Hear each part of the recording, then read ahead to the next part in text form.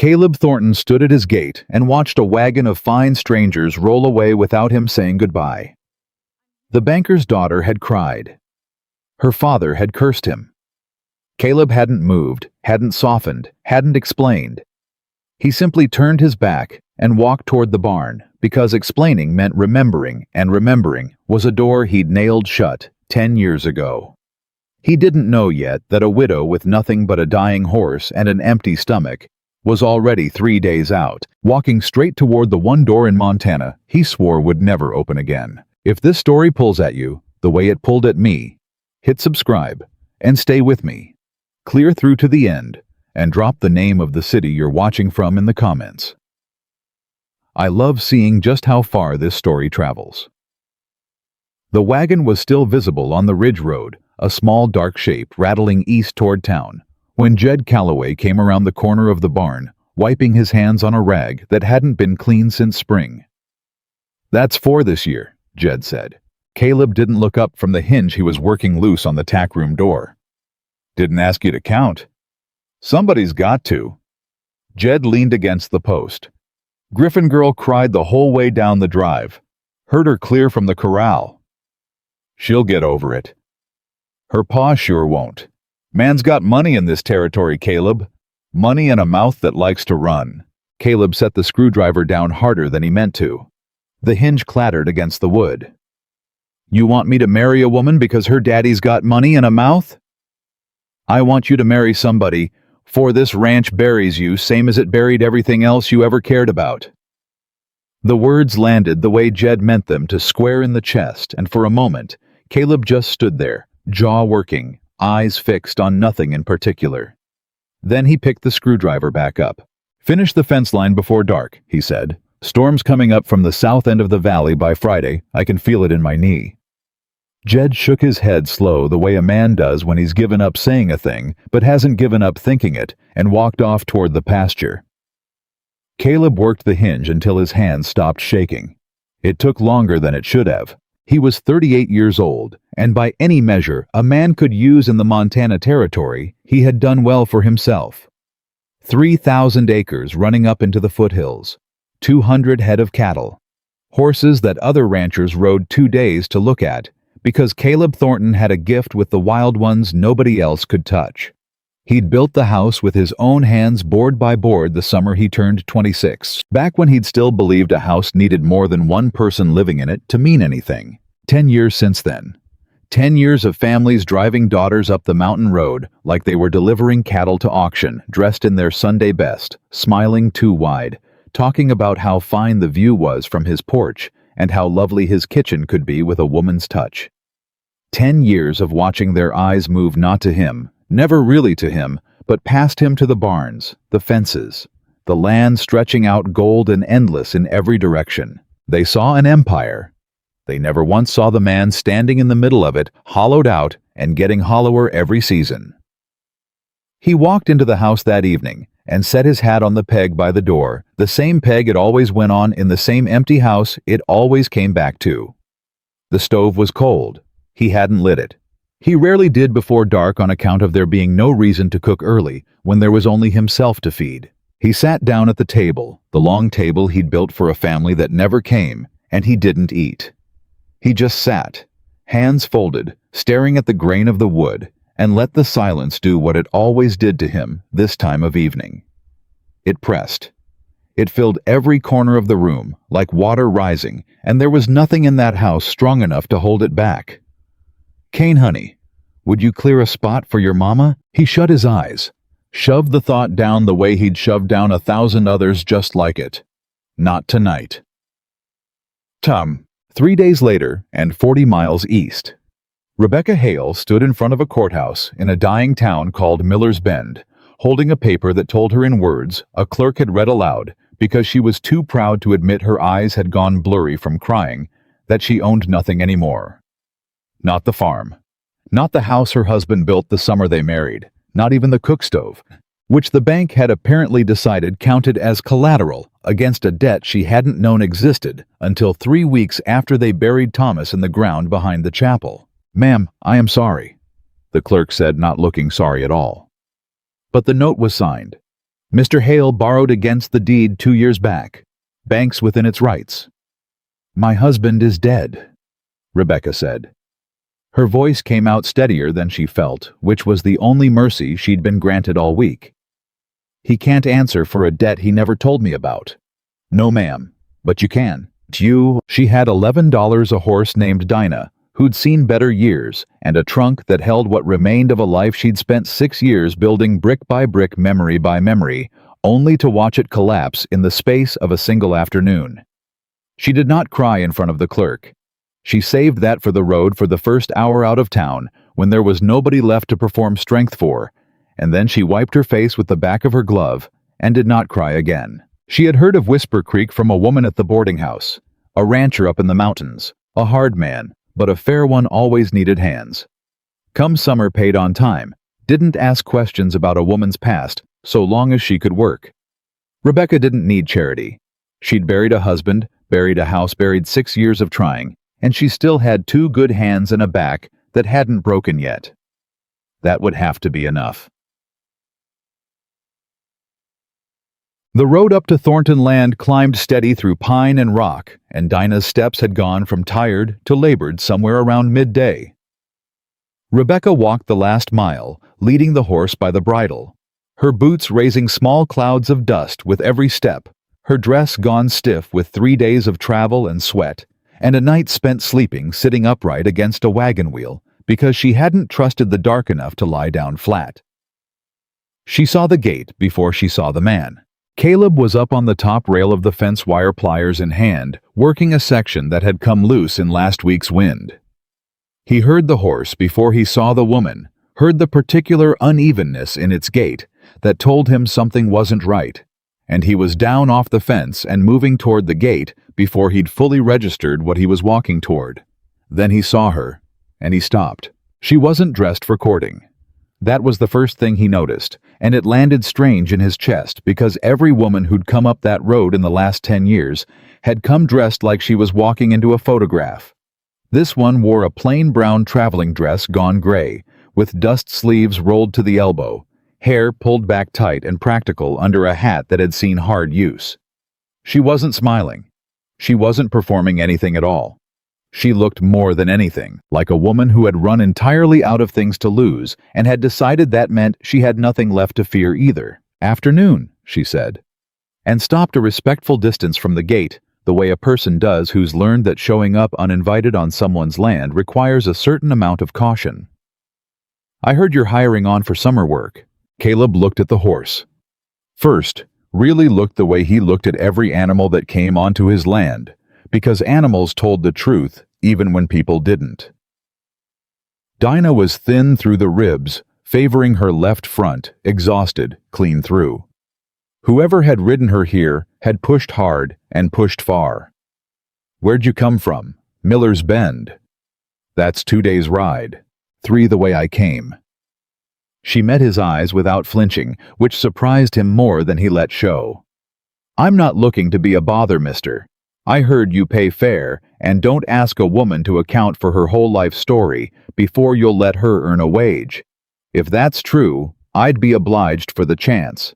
If it isn't, I'll be on my way and won't trouble you further." Caleb had heard 100 opening lines in 10 years. Fathers with speeches prepared about their daughters' virtues. Daughters with speeches of their own memorized and polished about how they'd always dreamed of ranch life. Widows from town looking for a husband dressed up as looking for a job. He had never once heard a woman say she wasn't looking to be a bother. "I'm not hiring women," he said because it was easier to say than the truth. Which was that he didn't know what to do with a woman standing at his gate who wasn't asking him for anything he was used to being asked for. "I didn't ask if you were hiring women," Rebecca said. "I asked if you were hiring hands. I can cook, I can mend. I've doctored horses since I was 9 years old, and that mare of yours in the west pasture is favoring her right hind the way a horse does when there's a stone bruise setting in which somebody ought to look at before it turns to an abscess." Caleb's jaw shifted. He hadn't noticed the mare. Neither had Jed apparently, or he'd have said something. "You've been on my land 10 minutes, he said. "Long enough to see what I saw." She wasn't smug about it. Just plain the way a person states a fact they don't much care whether you believe or not. I'm not asking for charity, mister. I'm asking for work.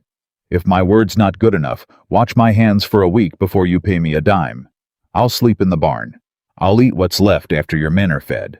But I'd be grateful for the chance to earn my keep honest, because right now I've got nothing else to offer a soul, and I'm through asking anybody to feel sorry for that. Mom, the silence that followed had weight to it. Caleb stood at his own gate on his own land and found himself for the first time in longer than he could remember without a ready answer. "What's your name?" he finally said. "Rebecca Hale." "You married?" Something moved behind her eyes, quick, controlled, gone, before it could soften into something he could read fully. "Widowed, 3 weeks back." "I'm sorry for your loss." "I don't need sorry," she said, not unkindly, just flat and certain. "I need work." Caleb looked at her a long moment, looked at the horse standing wrung out behind her, the trunk lashed crooked to its back like she'd tied it herself in a hurry. The dress that had clearly been fine once, and wasn't anymore the way she stood with her spine straight, even though every line of her said she hadn't slept right in days. "I don't hire women to work the herd," he said. "Too dangerous, and my men don't need the distraction." "I didn't ask to work the herd." "Housework then. Kitchen, mending, doctoring what animals need doctoring since you claim you've got the hand for it." He said it like a challenge, testing to see if she'd bristle at the word claim. She didn't. "That'll do fine. $1 a week. Room in the loft over the kitchen, not the barn. I won't have a woman sleeping with the horses on my land, whatever you're willing to put up with. You cook for 6 men, and myself you keep the kitchen and the house. And if I find you've lied to me about anything, where you come from, what you're running from, anything at all, you're gone that same hour, no wages owed. We clear." "Clear," Rebecca said, and something in her shoulders dropped half an inch, the smallest release of a tension she'd probably been carrying since Miller's Bend. "Trial's 2 weeks, Caleb said. You don't work out, I'll pay you through the 2 weeks and set you on the road to town myself. No hard feelings either way." "Fair enough." He turned to walk toward the barn, already regretting the softness that had let this conversation go on as long as it had, when her voice stopped him. "Mr. Thornton." He turned back. "That mare," Rebecca said. "In the west pasture. You ought to see to that hoof today, not tomorrow. Stone bruises don't wait on a man's schedule." Caleb looked at her for a long moment, something working behind his eyes that he didn't have a name for yet. "Name's Caleb," he said finally. "Not Mr. anything." "Caleb, then." He nodded once, short, and walked off toward the pasture, and if Jed Calloway had been watching from the barn door, which he was, he'd have seen something in his boss's walk that hadn't been there in 10 years. The particular unsettled energy of a man who has just been surprised by something he didn't see coming and doesn't yet know what to do with it. The mare had a stone bruise exactly as Rebecca said. Caleb worked it loose with a hoof pick while Jed held the lead rope, and when the horse flinched and nearly went up, it was Rebecca who'd followed at a distance, quiet, not asking permission, who stepped in low and steady and put a hand flat against the mare's shoulder and started talking to her in a voice pitched so soft Caleb almost couldn't hear the words, just the rhythm of them, calm and unbroken, until the horse's ears came forward again and her breathing settled. "You've done this before," Caleb said, not quite a question. "My husband raised horses before the farming took over." Rebecca kept her hand on the mare's neck. "I did most of the doctoring. He didn't have the patience for it." "And you did?" "Patience is easier to come by than most folks think," she said. "You just have to want the animal calm more than you want to be right." Caleb finished with the hoof pick and stood brushing dirt from his knees and found himself studying her face a moment longer than the situation called for. There was something in the way she'd said it, want the animal calm more than you want to be, right, that felt aimed somewhere past the horse entirely, though he couldn't have said why, and he didn't like how much that unsettled him. "Kitchen's through the back door," he said, gruffer than he meant to sound. "Cook stove needs the flue cleaned, hasn't been touched proper in a month. Supper's at 6. Men'll be hungry and won't much care whose hands made it long as it's hot." "I'll have it hot," Rebecca said, and turned toward the house without waiting to see if he'd say anything else, leading Dinah by the bridle, her spine still straight, despite 3 days of road dust and grief riding heavy on her shoulders. Caleb watched her go longer than he should have. Then he caught himself doing it and turned sharply back to the mare, and told himself it was nothing but a man noticing something unusual on his own land, same as he'd notice a hawk circling where hawks didn't usually circle. He almost believed it. Supper that evening was better than anything that kitchen had produced in 10 years, and every man at the table knew it. Though none of them said so out loud, on account of Caleb sitting stone-faced at the head of it, working his way through a plate of beans and cornbread and fried salt pork, like a man determined not to enjoy something on principle. "This is real good, ma'am," said Tom Riley, youngest of the ranch hands, mouth half full. "Thank you," Rebecca said, setting a fresh pot of coffee on the table. "Better than what Jed's been feeding us," Tom added, grinning. "I never claimed to cook," Jed said. "I claimed to keep men from starving. There's a difference." The table laughed. Even Caleb's mouth twitched, though he covered it by reaching for the coffee, and Rebecca allowed herself the smallest smile as she moved back toward the stove, the first easy moment she'd had in nearly a month. It didn't last. The sound of a horse coming up the drive at speed cut through the evening quiet, and every man at the table went still the way ranch hands do when they've learned to read trouble in the rhythm of hoofbeats. Caleb was up and moving toward the door before the rider had even reached the yard. It was one of the Draper hands. Hollis Draper's men wore a particular look. Caleb had learned to recognize it from a distance, something in the way they carried themselves, like they were doing you a favor just by riding onto your land, and he swung down off his horse with a folded paper in hand. "Evening, Thornton," the rider said. "Mr. Draper sends his regards in this." Caleb took the paper without a word, unfolded it, and read it, standing in the last orange light of evening, while the rider waited, clearly enjoying himself in some small, unpleasant way. "Water rights," Caleb said, finally, voice flat. "Mr. Draper's had the survey redone. Says the creek boundary was drawn wrong 40 years back, and the West Fork's been running through his land the whole time, not yours.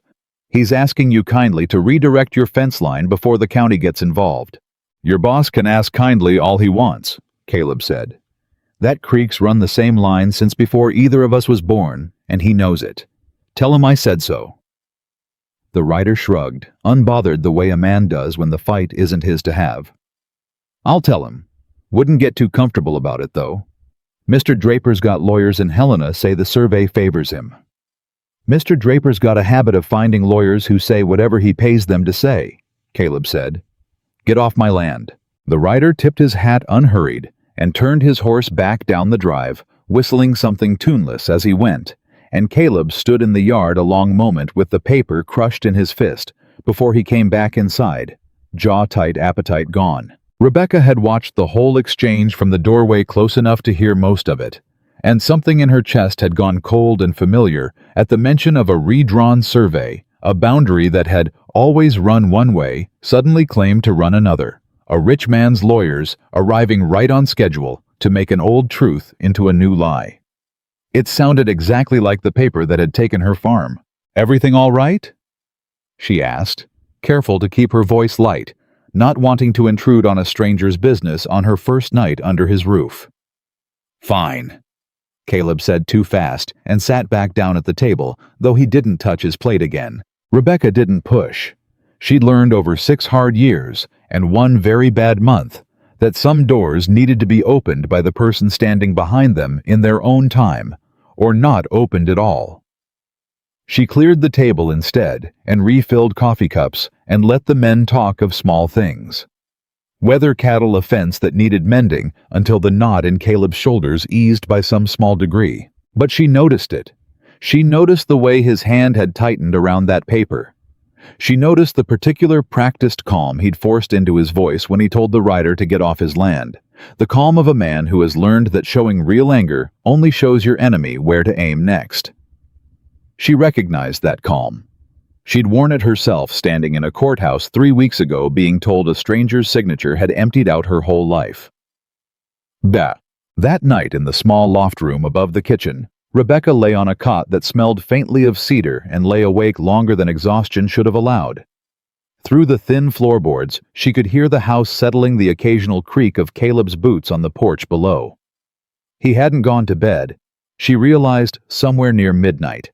Still awake, still turning something over. She understood that particular kind of sleeplessness. She'd spent 3 weeks living inside it herself.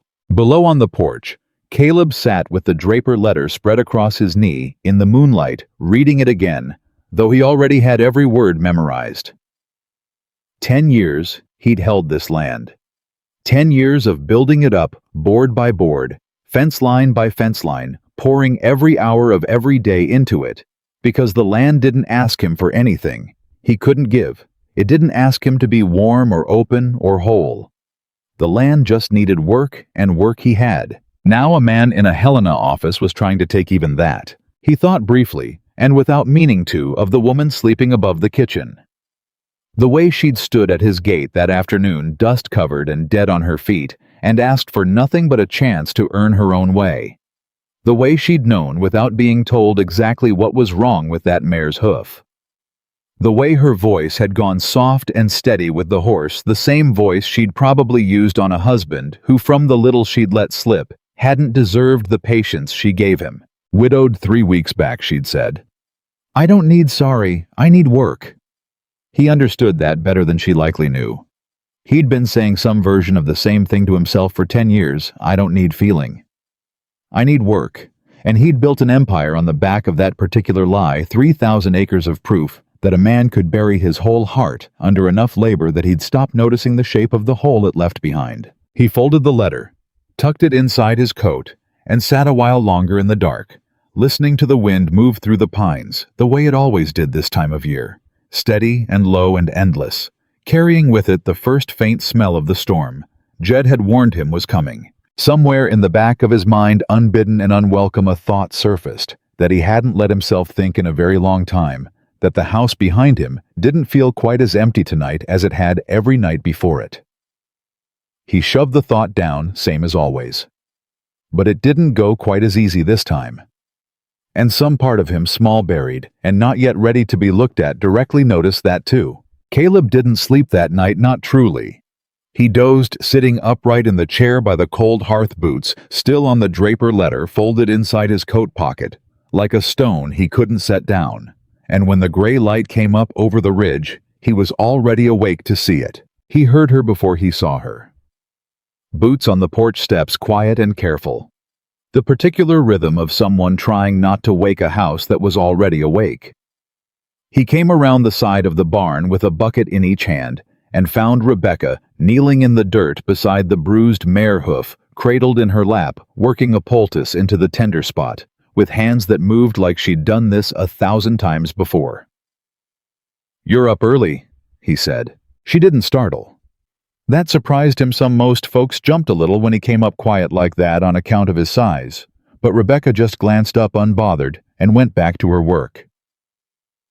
"Horse doesn't care what time it is when she's hurting," Rebecca said.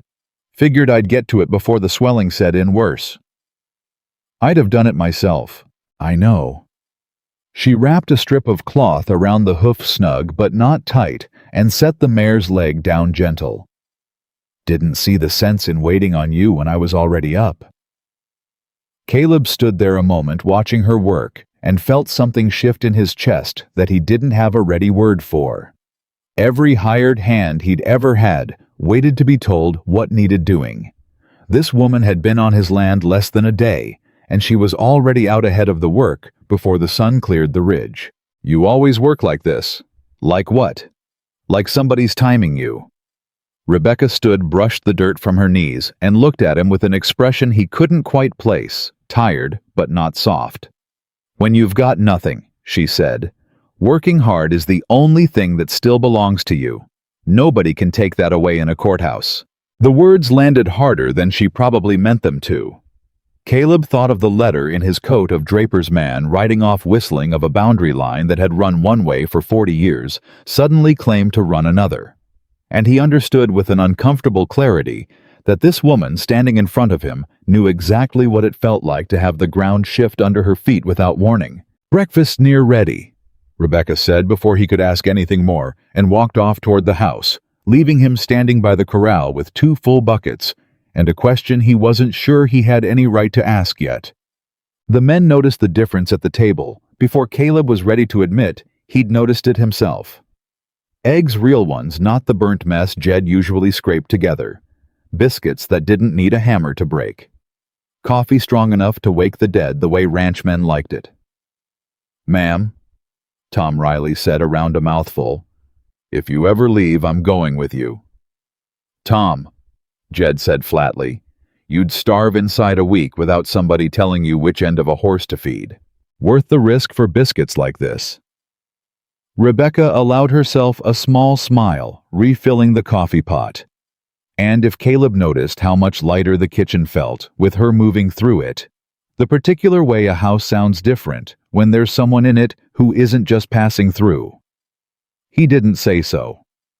He ate quiet, the way he always did, but his eyes tracked her more than once, and Jed caught it, and Jed said nothing, which for Jed was its own kind of loud. After breakfast, Caleb split the men into work crews, fence mending on the east line, a supply run into Whisper Creek for feed and nails, and 2 men to start moving the herd toward the summer grazing up near the ridge. He kept Rebecca back a moment, waiting until the others had cleared out. "That mare needs watching another day or 2, he said. "Past that house works your main job. Mending, cooking, keeping things running." "Understood. You said you doctored horses back home." He hesitated like the question cost him something to ask.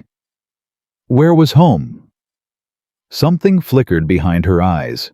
Quick guarded the same look he'd seen at the gate the day before. "Miller's Bend," she said. "Small farm. Nothing much to tell." "Your husband raise horses there?" "Some." She busied her hands with the mare's lead rope, not looking at him. "Mostly he farmed. The horses were mine to manage." "He die of sickness." "Caleb."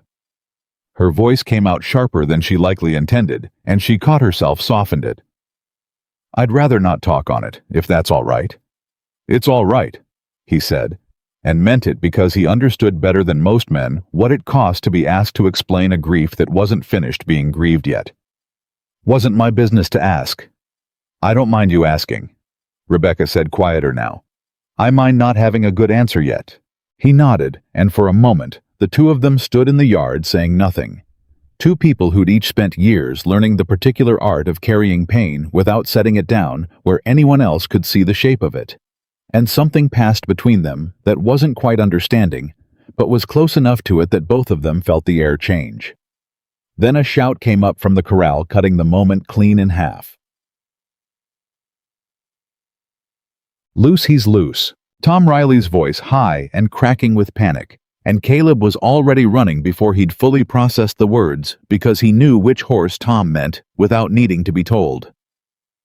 The Black Stallion Diablo, the men called him.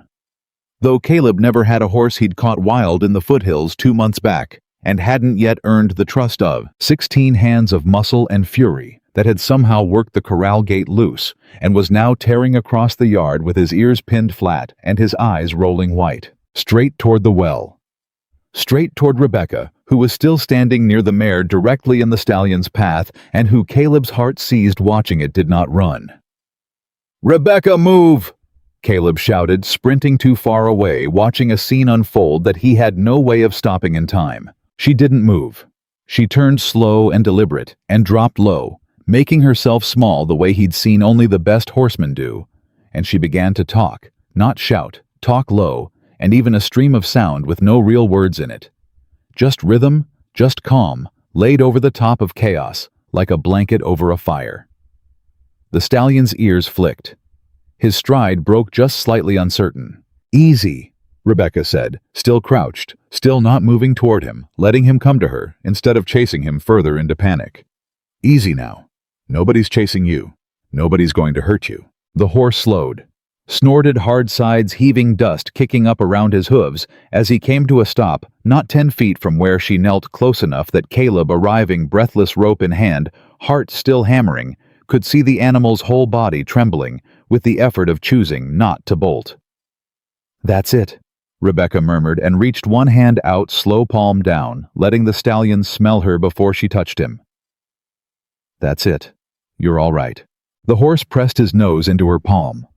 Caleb stood frozen 10 feet away, rope forgotten in his hand, and felt something crack open in his chest that he wasn't prepared for. Not fear anymore, that had already burned through him and left something else behind, something rawer and harder to name. "You could have been killed," he said once he'd found his voice again, and it came out angrier than he intended, fear disguising itself the only way he knew how. "I know horses," Rebecca said, simply, still stroking the stallion's nose. "Running from a scared animal just teaches him running works. Standing still teaches him he doesn't need to be scared." "That's not—" Caleb stopped, ran a hand down his face, tried again. "That's not something you gamble with. Not on my land. Not with a horse nobody's broke yet." "I wasn't gambling." She looked up at him, then steady, unbothered by his anger. "I was doing what I know how to do. Same as you'd have done if it had been you standing there instead of running to save me." The words hit harder than she likely meant them to, because they were true, and because Caleb realized, standing in the dust, with his heart still slamming against his ribs, that the fear that had driven him across that yard wasn't the ordinary fear of watching an accident about to happen. It was something else. Something that had no business forming this fast, this strong, for a woman he'd known less than a full day.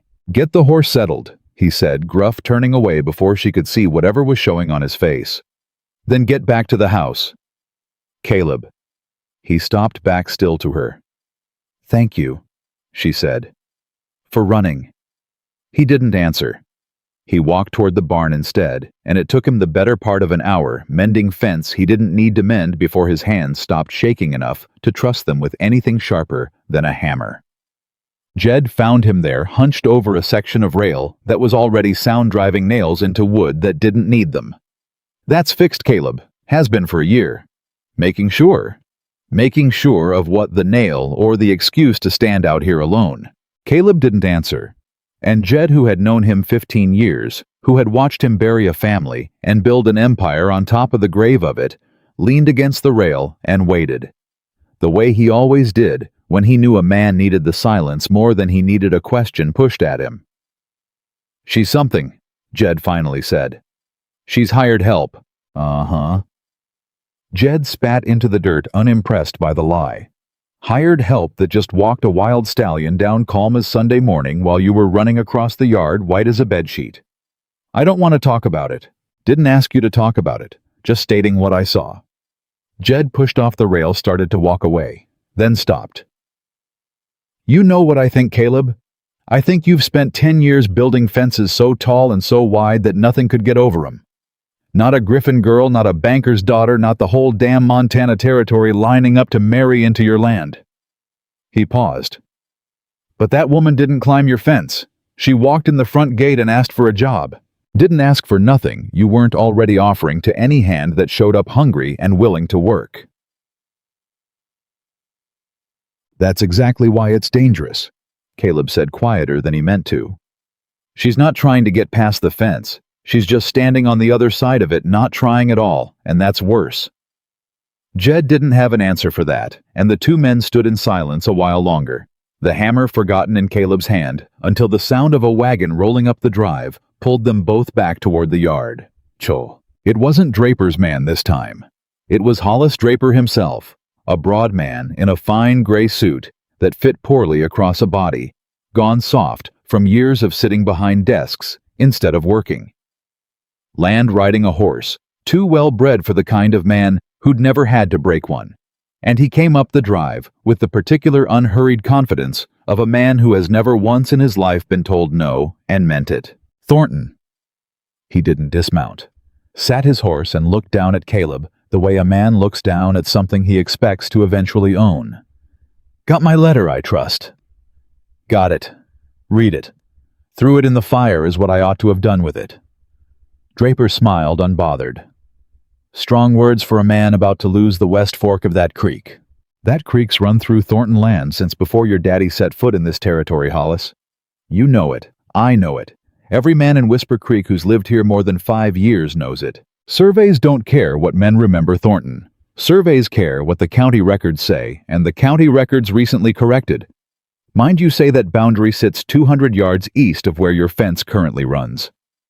He said it easy. Practiced a man reciting a lie so many times, it had started to feel true in his own mouth. I'd hate for this to go to court. Costly business courts. Costly and slow. Man could lose a whole grazing season waiting on a judge in Helena to sort it out. That a threat? That's a kindness, Thornton. I'm offering you the chance to move your fence quiet, save us both the trouble. It was then that Draper's eyes drifted past Caleb toward the porch where Rebecca had come out at the sound of the wagon, drying her hands on her apron, watching the exchange with careful, unreadable attention. "And who's this?" Draper asked, something oily creeping into his tone. "New hired girl, or has Thornton finally gone and found himself a wife?" "She's hired help." Caleb said, flat a warning in it that Draper either didn't hear or didn't care to. "Widow, is she?" Draper's eyes ran over Rebecca in a way that made Caleb's jaw tighten before he'd even decided to be angry. "You've got the look of a woman who's lost everything, ma'am, if you don't mind my saying. That kind of looks hard to miss. Hope Thornton's paying you well enough to make it worth the climb up this mountain." "I'm paid fair," Rebecca said, voice, even though Caleb caught the flash of something sharp behind her eyes.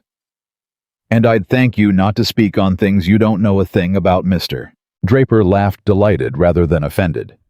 "Got some spirit in her, Thornton. That's rare up here. Most women who come up this mountain looking for something end up leaving with considerably less than they arrived with." He gathered his reins, still smiling. "Think on the fence line, Thornton. I'd rather settle this neighborly, but I will settle it." He turned his horse and rode off unhurried, whistling the same tuneless song his man had whistled the night before, and Caleb stood watching him go with his hands curled into fists at his sides. "You all right?" he asked Rebecca once Draper was well down the drive. "I'm fine." But her voice had gone tight, and Caleb noticed the way he was starting to notice things about her. He had no business noticing that her hands still working, the apron weren't quite steady. "Man like that," she said. "Talks the same whether he's buying land or buying a wife. Like everything's got a price, and he's already decided what he's willing to pay for it." "You know men like that." It wasn't a question, but she answered it like one. "I know men like that," she said. "I buried a farm because of a man like that. Signed papers, sweet words, and then the ground gone right out from under me before I understood what had happened." She looked at Caleb, something raw and unguarded in her face, for just a moment before the wall came back up. "You should be careful with him, Caleb. Men like Draper don't stop asking nice just because you said no the first time. They just start asking uglier."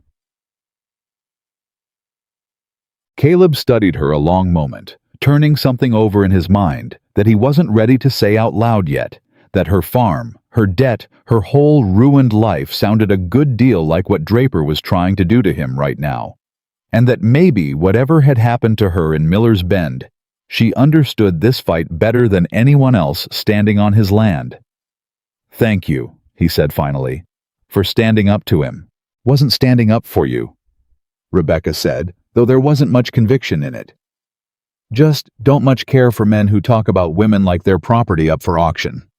Same thing where I'm standing."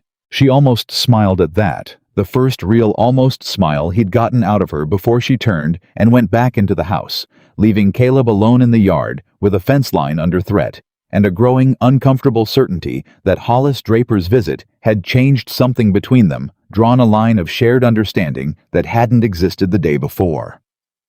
The trip into Whisper Creek came 2 days later, when the flour ran low and the men needed nails for the east fence, and Caleb sent Rebecca along with Jed to handle the buying, since she'd proven a sharper eye for a fair price than most of his hands. Whisper Creek wasn't a large town. One main street, a mercantile, a church, a saloon that did more business than the church, and a scatter of houses climbing the low hill behind it. But it was large enough to carry gossip fast and far, and by the time Rebecca stepped down from the wagon in front of the mercantile, Half the women on the street already knew a stranger had moved into Caleb Thornton's house. "That's her," she heard one woman murmur to another, not quiet enough. "The new one up at Thornton's. Widow, they're saying. Convenient kind of widow showing up right when he's fresh off turning away the Griffin girl." Rebecca kept her chin level and her steps steady, walking into the mercantile like she hadn't heard a word of it, though every word had landed exactly where it was meant to. Inside the shopkeeper's wife, a thin, sharp-faced woman named Mrs. Whitfield, who ran the counter while her husband handled the back room, watched Rebecca approach with an expression that made no effort to hide its judgment. "You're the one staying up at Thornton's," Mrs. Whitfield said, not a question. "I'm working there, yes." "Working?" Mrs. Whitfield said the word like it tasted bad in her mouth. "That what they're calling it now? That's what it is," Rebecca said, keeping her voice level, though something hot and tired was rising in her chest. "I cook, I clean, I doctor the horses. I earn a wage same as any hand on that ranch." Mrs. Whitfield began ringing up the flour without looking at her. "Funny thing, though. Man turns away the Griffin girl, good family, real money, real prospects, and not 2 weeks later, he's got a widow with nothing to her name living under his roof. Folks talk, ma'am. Can't help but talk." "Folks can talk about whatever they please," Rebecca said, and this time the tiredness won out over the caution, and something sharper crept into her voice. "I didn't come up that mountain looking for a husband, Mrs. Whitfield. I came looking for honest work because I just buried mine, and a bank in Miller's Bend decided that meant they could take everything else I had left besides. If that's a scandal to you, I'm sorry to disappoint, but it's the whole of the truth, and I've got no interest in dressing it up prettier for the sake of gossip." The store went quiet. Mrs. Whitfield's mouth pressed into a thin line, and behind Rebecca near the door, Jed had gone still listening. "No need to get sharp about it," Mrs. Whitfield said finally, though something in her tone had shifted some small crack of uncertainty in the judgment. "No need for you to get sharp with me first either," Rebecca said, and finished counting out her coins, and did not look back at the two women who'd been whispering by the door, though she felt their eyes on her, the whole walk back to the wagon. Jed didn't say anything until they were well clear of town, the wagon creaking up the mountain road, the afternoon sun laying long shadows across the pines. "You handled that better than most would have," he said finally. "Wasn't the first time I've had to. Folks in this territory got long memories and short patience," Jed said, "especially where Caleb's concerned. Man's been the talk of every parlor and church supper in the county for 10 years running. Some of that talk's cruel just for the sport of it. Some of it's—" He hesitated, choosing his words careful. "Some of it's worried about him in its own ugly way. Folks watched him lose everything once already. Reckon some of them just don't want to watch him lose something again. He lost something before." Rebecca said not quite a question, though she was fishing, and Jed knew it, and for a moment she thought he'd shut the door on it the way Caleb always did. But Jed just sighed and looked out at the road and said, "Ain't my story to tell, ma'am. But I'll say this much. Whatever he lost, it wasn't his fault. Whatever the man tells himself lying awake at night. And it's been 10 years, and he still hasn't let himself believe that." They rode the rest of the way in silence, and Rebecca turned the words over and over in her mind, trying to piece together the shape of a grief she'd only seen the edges of a chair left empty. Letters. Never sent a man who built a house for a family, and then spent a decade alone in it, choosing that loneliness over and over, rather than risk losing anyone again. She understood that choice better than she wanted to admit.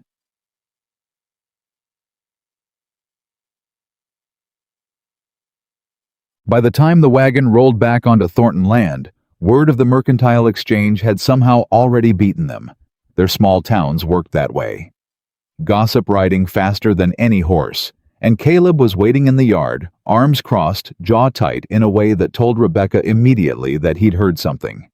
"Mrs. Whitfield give you trouble?" he asked, before she'd even climbed down from the wagon. "Nothing I couldn't handle." "That's not what I asked." Rebecca looked at him a long moment, surprised by the edge of protectiveness in his voice.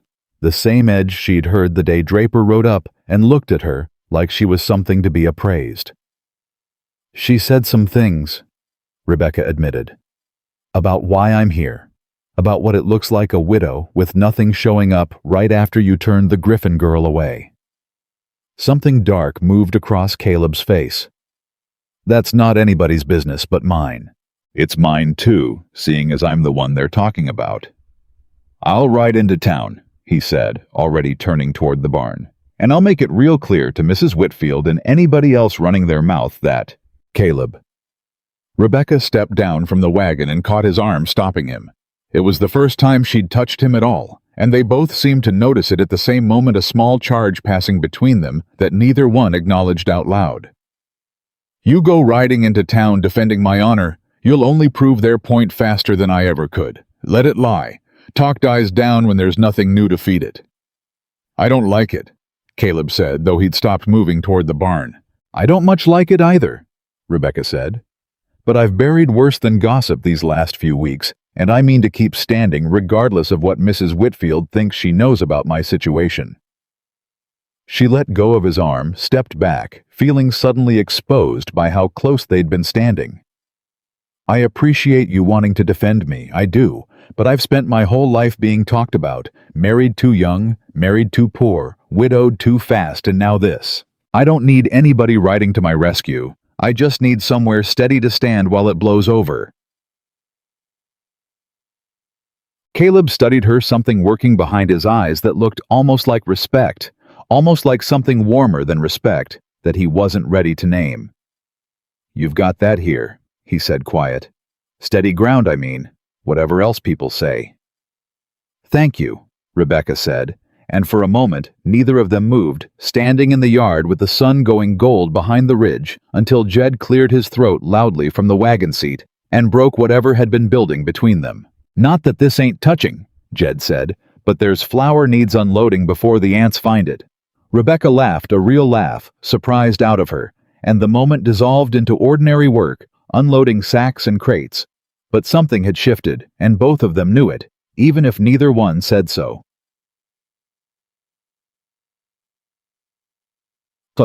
That night, after the men had gone to their bunks and the house had settled into its usual quiet, Caleb found himself on the porch again. Same as every night, except this time he wasn't alone.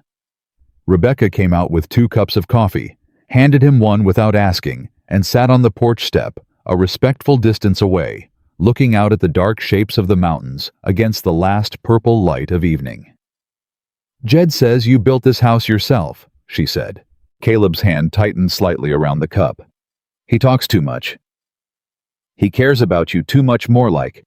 Same thing some men. She sipped her coffee, patient, not pushing, and after a long silence, Caleb found himself talking anyway, surprising himself as much as he surprised her. Built it the summer I turned 26, he said. Thought I was building it for a family. Had a wife then, Sarah. Her name came out rough like a door creaking open on hinges that hadn't moved in years. And a boy, Cain, not but 4 years old. Rebecca went very still, sensing the weight of what was coming, and said nothing, giving him the room to keep going or stop whichever he needed. Winter of 76, Caleb said, staring out at the dark. Bad one. Worst anybody'd seen in a decade. I was 3 days out, rounding up strays that had wandered off during a storm. Should have come back sooner. Should have. His voice caught, and he stopped, jaw working, and Rebecca waited, not reaching for him, understanding instinctively that this was a grief that needed room to breathe before it could be touched. Fever came through while I was gone. Took Sarah first. Took Cain 2 days after. He said it flat, the way a man says something he's said to himself 10,000 times in the dark, worn smooth by repetition, but never any less sharp. I wasn't here. I was out chasing cattle while my whole family died in that house, and by the time I got back there wasn't nothing left to do but bury them.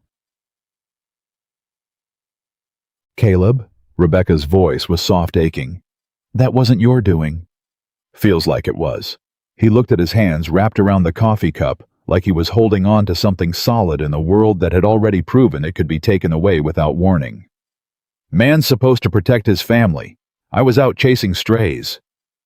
You didn't know, Rebecca said. Nobody could have known. Doesn't change what happened. He finally looked at her, and there was something raw and exposed in his face that she hadn't seen before 10 years of careful walls cracking just slightly in the dark. Every woman who's come up that mountain road, since they see the land, they see the money, they see a man who's got everything. None of them ever asked why a man with everything lives alone in a house he built for 4 people. I'm asking, Rebecca said, quiet. I know, Caleb said. That's what scares me.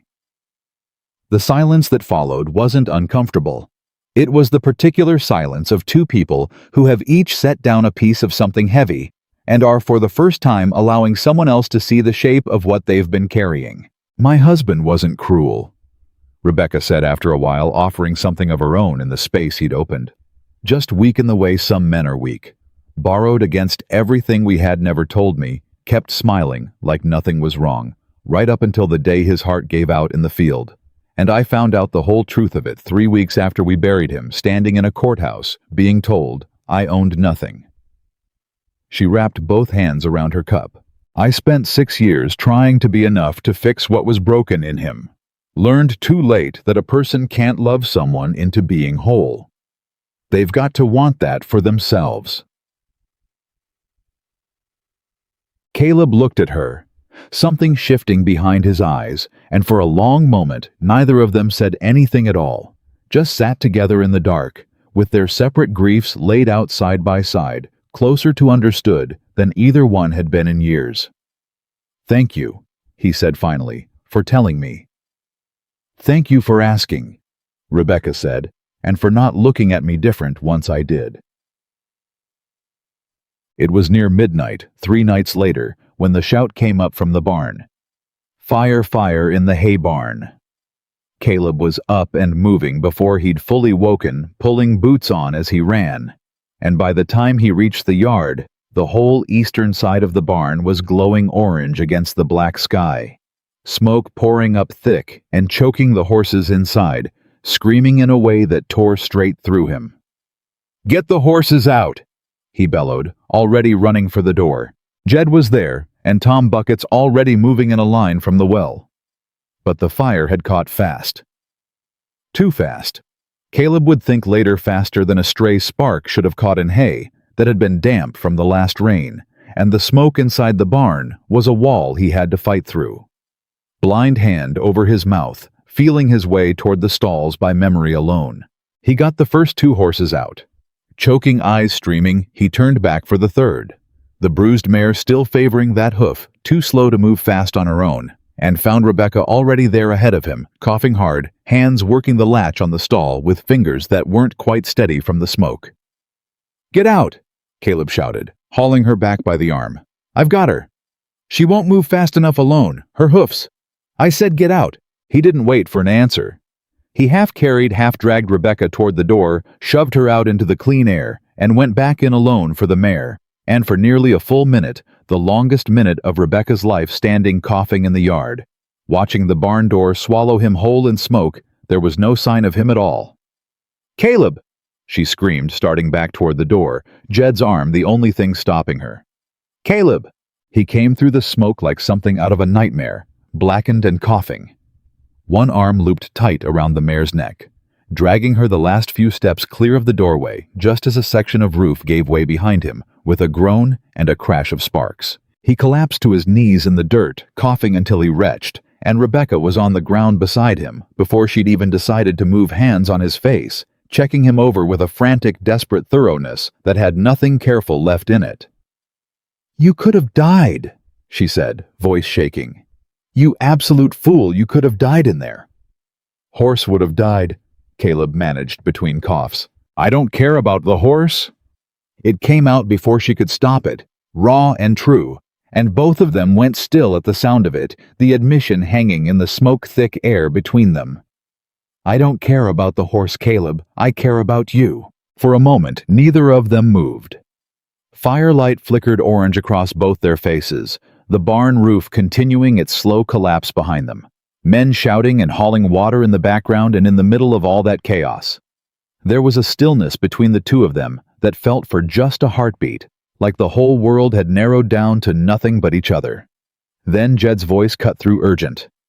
Caleb, east wall's catching, we need every hand. Caleb pulled himself up unsteady, one hand still gripping Rebecca's shoulder, like he wasn't quite ready to let go. You're all right, he asked her. I'm all right, go. He went, and Rebecca stood in the yard watching him disappear back into the fight against the fire, her heart still hammering from more than just the smoke. And it was Jed passing with a bucket, pausing just long enough to catch her eye, who said the thing neither of them had said out loud yet. Man doesn't run into a burning barn for a horse he's had 2 months, Jed said. Not like that, not the way he just did. He didn't wait for her to answer. He hurried on toward the fire, and Rebecca stood alone a moment longer, hand pressed to her chest, where her heart still wouldn't slow down, before she grabbed a bucket of her own and ran to join the line. So, they fought the fire until nearly dawn, and by the time the last embers were smothered, half the barn was gone. The east side collapsed entirely. 2 stalls burned down to blackened frames, smoke still curling up thin against the pale morning sky. Caleb stood in the wreckage, exhausted, soot-streaked, surveying the damage with a grim, tired expression, and it was Tom Riley who found the answer none of them wanted. Caleb. Tom's voice was careful, hesitant. You'd better come look at this. Near the barn's east wall, half buried in ash, was the unmistakable, half-melted remains of a lantern, not one of their own. Caleb realized immediately, turning it over in his blackened hands. Their lanterns were all accounted for, hanging where they always hung. This one had been left deliberately tucked into dry hay along the outer wall, positioned to catch fast and spread faster. That's not an accident, Jed said quietly, looking at it. Caleb's jaw tightened, and he looked out toward the eastern ridge toward Draperland and said nothing at all, though the fury building behind his eyes said everything that needed saying. You think it was him? Rebecca said, coming to stand beside him, her voice low. I think, Caleb said, that Hollis Draper just found out that asking nice doesn't work on me, same as it hasn't worked in 10 years, and now he's decided to try something uglier. He set the ruined lantern down on a fence post, hard, and turned to look at the wreckage of his barn. Half a lifetime of work, gone in a single night. And then, at Rebecca, standing beside him, with soot on her face, and fear still lingering in her eyes, from watching him disappear into that smoke. This isn't over, he said, quiet and certain. Not by a long way. And I mean to find out exactly how far Draper's willing to go before I let him take one more thing that belongs to me. Rebecca looked at him, and something passed between them that was equal parts fear and resolve, the shared understanding of 2 people who had already lost too much to strangers, with paper and lawyers and lies, and who weren't about to lose anything else without a fight. Behind them, the sky to the south had begun to darken, low gray clouds building thick over the far ridge, and Jed, glancing up at them with a farmer's practiced eye, muttered something under his breath about the storm finally rolling in early, faster and meaner than he'd first reckoned. Nobody paid it much mind. Not yet. The storm Jed had smelled coming didn't wait politely for daylight to build itself proper.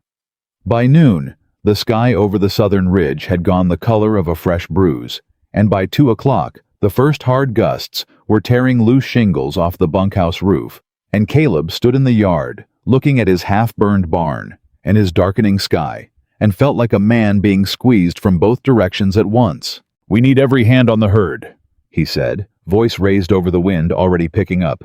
Get them down off the high pasture before this hits full force, or we'll lose half the summer's stock to lightning and panic. What about the barn? Tom asked, glancing at the blackened wreckage, still smoking faintly at the edges. Barn's not going anywhere, it hasn't already gone, Caleb said grimly. Cattle can still run themselves off a ridge. Move! The men scattered to saddle horses, and Caleb was halfway to the corral himself when Rebecca caught his sleeve. You're not riding out in this, she said. It wasn't a question. Somebody's got to bring the herd down. Somebody who isn't half blind from smoke inhalation 12 hours ago. Her grip on his arm tightened. You were coughing blood this morning, Caleb. Don't think I didn't notice. I'll manage. You'll fall off a horse in a lightning storm is what you'll do, and then I'll be the one dragging you back down a mountain. And I'd rather not given the week I've had. There was real fear under the sharpness in her voice, and Caleb heard it, and for a moment, something softened in his chest, even as he shook his head. "Rebecca, I've got 6 men and 200 head of cattle, and a storm coming that could take half of them if we don't move fast. I don't have the luxury of sitting this one out." She looked at him a long moment, jaw tight, and then let go of his arm. "Then I'm coming too." "Like hell you are. I know horses better than any man on this ranch, present company included, and you're a man short since Curly took that kick to the ribs Tuesday. You need hands, Caleb. I've got 2 of them." There wasn't time to argue it properly, not with the wind already screaming through the pines and the first fat drops of rain starting to fall, and Caleb, against every instinct, telling him to lock her in the house and bar the door. Found himself nodding once sharp. "You stay near Jed. You do exactly what he tells you. And the second this turns dangerous, you turn back for the house, no arguing about it." "Fine." "Rebecca." "I said fine, Caleb." She was already moving toward the corral, saddling one of the calmer geldings with quick, practiced hands. "Waste any more time arguing with me, and that storm's going to argue for us."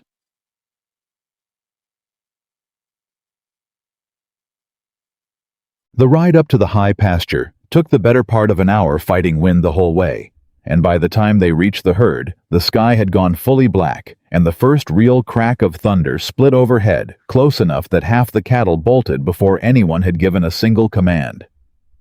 "They're spooking?" Jed shouted, already moving to cut off a breakaway group before they scattered into the tree line. "Caleb west flank now." Caleb kicked his horse into a gallop, cutting hard around the panicked edge of the herd, shouting and waving his hat to turn them back toward the trail down the mountain. And for a while, there was nothing in the world but noise and mud and the desperate controlled chaos of trying to hold 200 terrified animals moving in the same general direction, while the sky opened up and dumped rain in sheets thick enough to blind a man. Rebecca held her position at the rear, same as Jed had told her, pushing stragglers forward, and it was there, hunched low against the driving rain, focused entirely on a calf that had gotten separated from its mother, that she heard the gunshot. It cracked through the storm, sharp and unmistakable, and half the herd surged forward in a fresh wave of panic, and Rebecca's horse reared hard enough that she nearly lost her seat entirely, grabbing mane and pommel, both to stay mounted.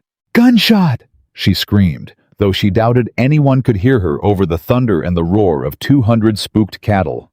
"Someone's shooting." Caleb heard it.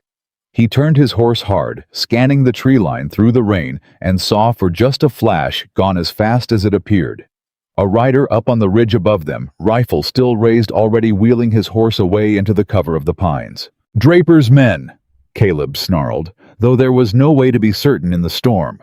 No way to chase a rider through timber this thick with a herd this close to running off the mountain entirely. "Get the cattle down now, before whoever that was fires again." The next 20 minutes were the longest of Rebecca's life. Cattle screaming, thunder cracking close enough to feel it in her teeth. Rain coming down so hard she could barely see the horse in front of her. And somewhere in the chaos, a second shot rang out, closer this time, and a young steer went down hard, not 30 feet from where she rode, blood already washing pink into the mud and rain. "They're trying to stampede us into the ravine," Jed shouted, riding up alongside her, face white with fury and fear both. "Whoever's up there knows exactly where that drop-off sits." "Caleb!" Rebecca screamed, watching him ride hard toward the front of the herd, trying to turn the lead cattle away from the direction they were being driven. He got there in time, barely cutting hard across the herd's path with his horse at a dead run, forcing the lead steers to break right instead of left away from the ravine's edge, and the rest of the herd followed the leaders the way cattle always do, streaming past the drop-off with feet to spare instead of running straight over it. But the effort cost him. Rebecca saw it happen almost too fast to process his horse's hoof-catching on a rain-slick route. A violent stumble, Caleb thrown hard from the saddle and rolling twice before he came to a stop against a fallen log, not moving. Caleb. She was off her own horse before it had fully stopped running through mud that grabbed at her boots with every step, and she reached him at the same moment Jed did, both of them dropping to their knees beside him in the driving rain. "Caleb, Caleb, look at me. Rebecca's hands were on his face, frantic rain streaming down both of them. Say something. For one terrible, endless second he didn't. Then his eyes opened, unfocused, and he groaned and tried to sit up too fast, and Rebecca pushed him back down with both hands flat against his chest. Don't move. You could have broken something. Herd. Caleb managed, voice thick with pain. Herd's still running. Herd's fine, you damn fool. The herd is not what matters right now.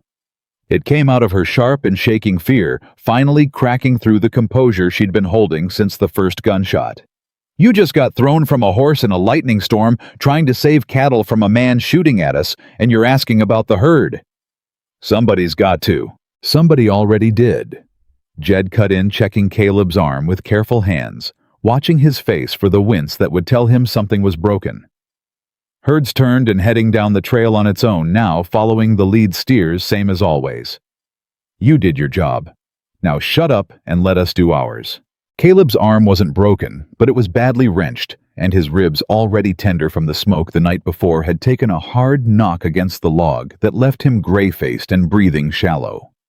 Getting him back down the mountain took twice as long as it should have, Rebecca riding close beside him the whole way, one hand steadying him in the saddle whenever the trail turned rough, both of them soaked through and shaking with cold and adrenaline, both by the time the ranch house finally came into view through the rain.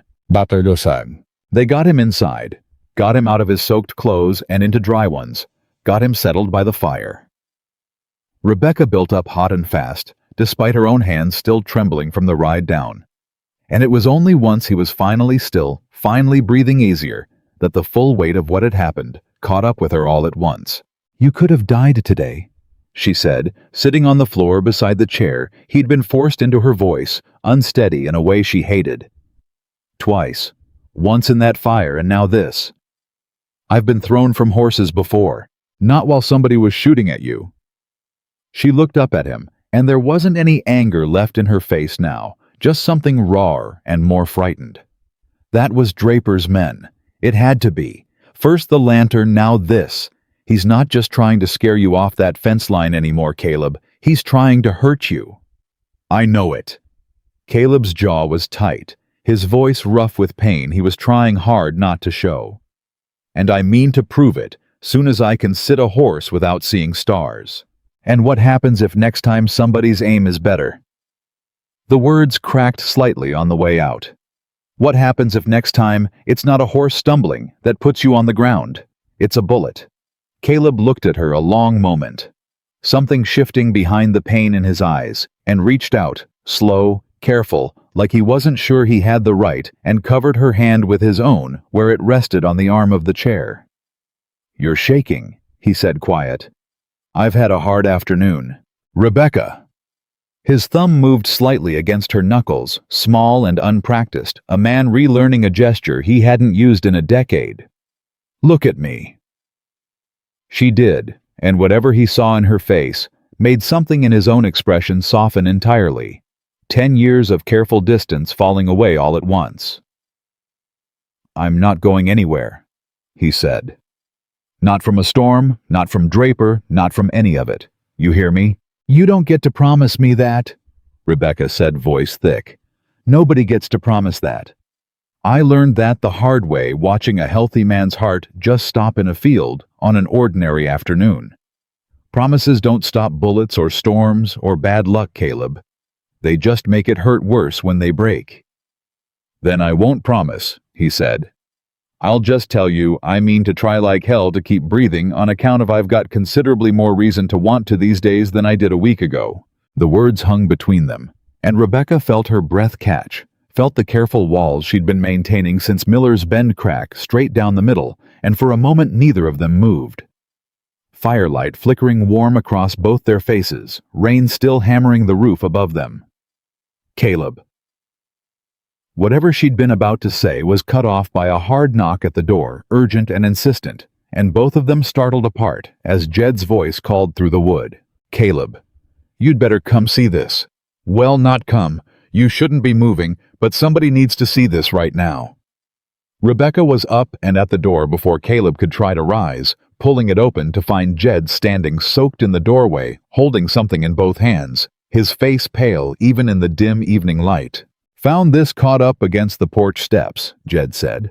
"Must have blown loose from somewhere up the ridge in all this wind. Ryder probably lost it during the shooting, or it came off a saddlebag in the storm." He held it out. "You're going to want to see what's inside, Caleb. Both of you are." Yeah, it was a leather satchel, rain-swollen and heavy, and Caleb, ignoring every protest his ribs made about it, pushed himself up out of the chair to look as Jed laid it open on the table. Papers.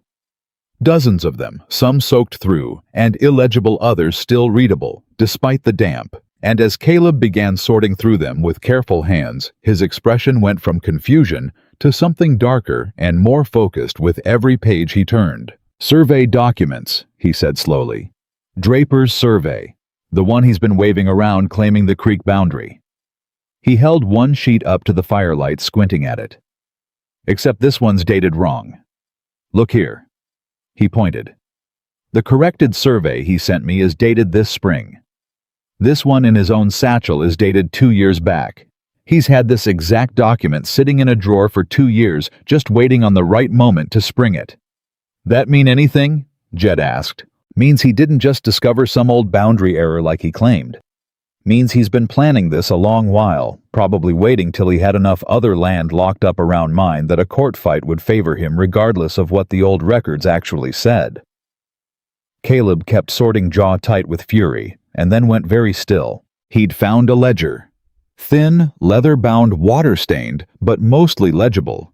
And as he flipped through the pages, his face went from anger to something else entirely.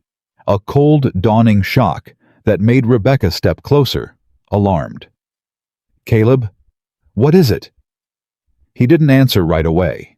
He kept turning pages, and then he stopped on one entry in particular and turned the ledger around so she could see it herself, his hand not quite steady. "Miller's Bend," he said quietly. "Recognize the name at the top of this column." Rebecca leaned in, and her whole body went cold. Miller's Bend. Savings and Loan H. Draper, controlling partner. Below it, in careful, damning handwriting, was a list of names. Farms. Debts called due. Foreclosures processed. And there, near the bottom of the page, dated 3 weeks back, was an entry that made her hand fly to her mouth. T. Hale Farm. 40 acres forced foreclosure note called due, without prior notice, per standard procedure. "That's..." Rebecca's voice broke entirely. "That's my farm. That's Thomas's note. Draper Hollis. Draper, he owns the bank that took everything I had." "Looks that way," Caleb said, grim. "Looks like our Mr. Draper doesn't just steal land through crooked surveys, Rebecca. He steals it through crooked banks, too. Buys up notes, quiet waits till the debtor's dead, or desperate, then calls the whole thing due at once, so the family's got no choice but to lose everything." He turned another page, and his jaw tightened further. "There's a dozen names on this list. A dozen farms going back 3 years. Whole territories worth of land, and every single one of them ended up in Draper's hands, or the hands of men who owe him favors."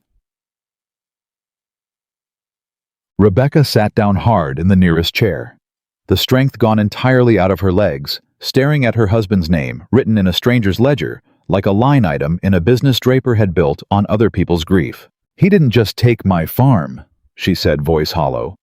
"He planned it, same as he's planning this with you. He finds a man with land worth having. He finds a way to make the debt or the boundary or whatever else look legitimate, and then he just waits. Waits until the person's too broken to fight back." "Not this time," Caleb said, and there was something in his voice now that hadn't been there before. Not just anger, but purpose, sharp and clean. This time, he left the whole scheme sitting in a satchel that blew off some fool rider's saddle in a thunderstorm, and now we've got proof. Real proof. Dated documents, his own handwriting, names of every family he's ruined across 2 counties. "Proof doesn't mean much against a man with lawyers in Helena," Jed said quietly. "It means everything if the right judge sees it," Caleb said. "And I know a circuit judge coming through Whisper Creek in a week's time for the quarterly court session. Judge Merriweather. Man's got no love for Draper, I happen to know." Draper tried to buy him off 2 years back over a different dispute, and Merriweather ran him clean out of his office for the insult. He set the ledger down carefully like it was something precious now, instead of just paper. We get this in front of Merriweather, properly witnessed, properly documented, and Hollis Draper's little empire of stolen land comes apart at the seams. For the first time since the storm hit, something like hope moved across Rebecca's face. Fragile, uncertain, but real. "You'd do that?" she asked. "Take this to court. Risk whatever else Draper might throw at you over a farm in Miller's Bend that's got nothing to do with your own fight?" Caleb looked at her, and the answer was written plain across his face before he even said it out loud. "Rebecca, it's got everything to do with my fight far as I'm concerned. Same man tried to burn my barn and shoot my herd off a ridge as the same man who signed away your whole life without so much as a warning letter. I don't much care whether the wound's on my land or yours. A snake like that needs stepping on regardless of which direction he's striking from." Outside, thunder cracked hard enough to rattle the windows, and the rain showed no sign of letting up, but inside the house for the first time all day, something had shifted from fear into something closer to resolve. The storm raged 3 full days, the worst any of the hands could remember in a decade, and Thornton Ranch became an island roads washed out below the bridge over Miller's Creek, swept clean away, no way in or out, until the water dropped enough to risk the crossing. It should have been a miserable stretch, trapped and cut off with a burned barn and a wrenched shoulder, and a storm that seemed determined to test every board and beam Caleb had ever nailed into place. Instead, something in the isolation cracked something else open between the two of them, the way close quarters and shared danger will do to two people already circling. Something neither had let themselves name. They spent the days working mending what could be mended, tending the animals crowded into what remained of the barn, sorting and drying the papers from Draper's satchel by the fire page, by careful page, building a case that grew more damning with every document uncovered. They spent the evenings talking in a way that neither of them had allowed themselves to talk with another living soul in years. "Tell me about him," Rebecca said one evening the 4th night of rain, both of them sitting close by the hearth, while wind howled against the shutters. "Cain, what was he like?" Caleb went quiet a long moment, the old instinct to shut the door on it rising up automatic, but he pushed past it. This time, the way a man pushes through a door he's been afraid to open for years, only to find the room behind it isn't quite as dark as he remembered. "Loud," he said finally, and something almost like a smile ghosted across his face. "Loudest 4-year-old you ever heard. Used to follow me around the corral hollering at the horses like he thought if he just yelled loud enough they'd understand him better than a whisper would." He laughed rough and unpracticed. "Sarah used to say he'd talk the ears off a mule if you let him. She wasn't wrong." "He sounds like he was happy." "He was." Caleb's voice thickened. "That's the part that—" He stopped, cleared his throat, tried again. "That's the part I hold on to some nights. That whatever happened after whatever those last days looked like while I was 3 days out chasing cattle, I shouldn't have bothered chasing before, that he was happy. Genuinely, simply happy the way a child ought to be. I try to remember that instead of the rest." "That's not a small thing to hold on to," Rebecca said softly. "That's a good thing to hold on to. Some nights it's enough." He looked at her firelight, catching the rawness still lingering in his eyes. "Some nights it isn't. Some nights I still walk past that empty chair at the table and forget just for a second that I built it for a boy who's never going to sit in it, and the forgetting hurts worse than the remembering does." Rebecca reached over slow and took his hand the same way he'd taken hers days before, and this time neither of them pulled away. "I understand that better than I wish I did," she said. "Thomas and I, we tried for children. Years of trying, years of losing them, before they ever had the chance to be born, and by the time he died, I'd stopped even letting myself hope for it anymore. Some nights, I still catch myself thinking about names we never got to use." Her voice caught. "It's a particular kind of lonely grieving, something that never quite got to exist." "I'm sorry," Caleb said, quiet and genuine. "I don't need sorry," she said, echoing her own words from the day they'd met, but softer now, without the sharp edge she'd carried then. "I just needed somebody to understand it without needing me to explain the whole shape of it. You do. That's—" She stopped searching for the words. That's rare, Caleb. Rarer than I think either of us realized before this week.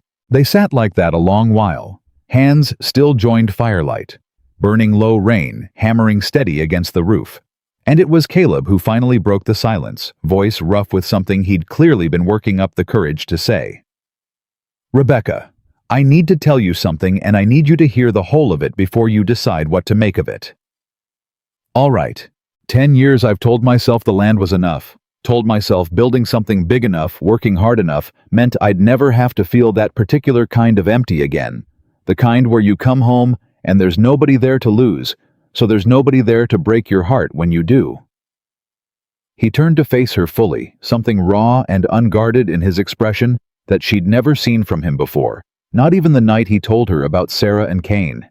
Then you showed up at my gate, dust-covered and half dead on your feet, asking for nothing but honest work, and every single wall I built in 10 years started coming down so fast, I didn't know how to stop it. And Rebecca, I'm not sure I want to stop it anymore.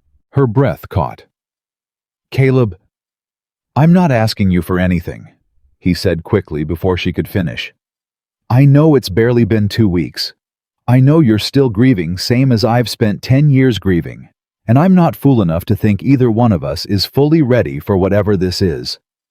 But I needed you to know it. Needed to say it out loud at least once before I lost my nerve entirely.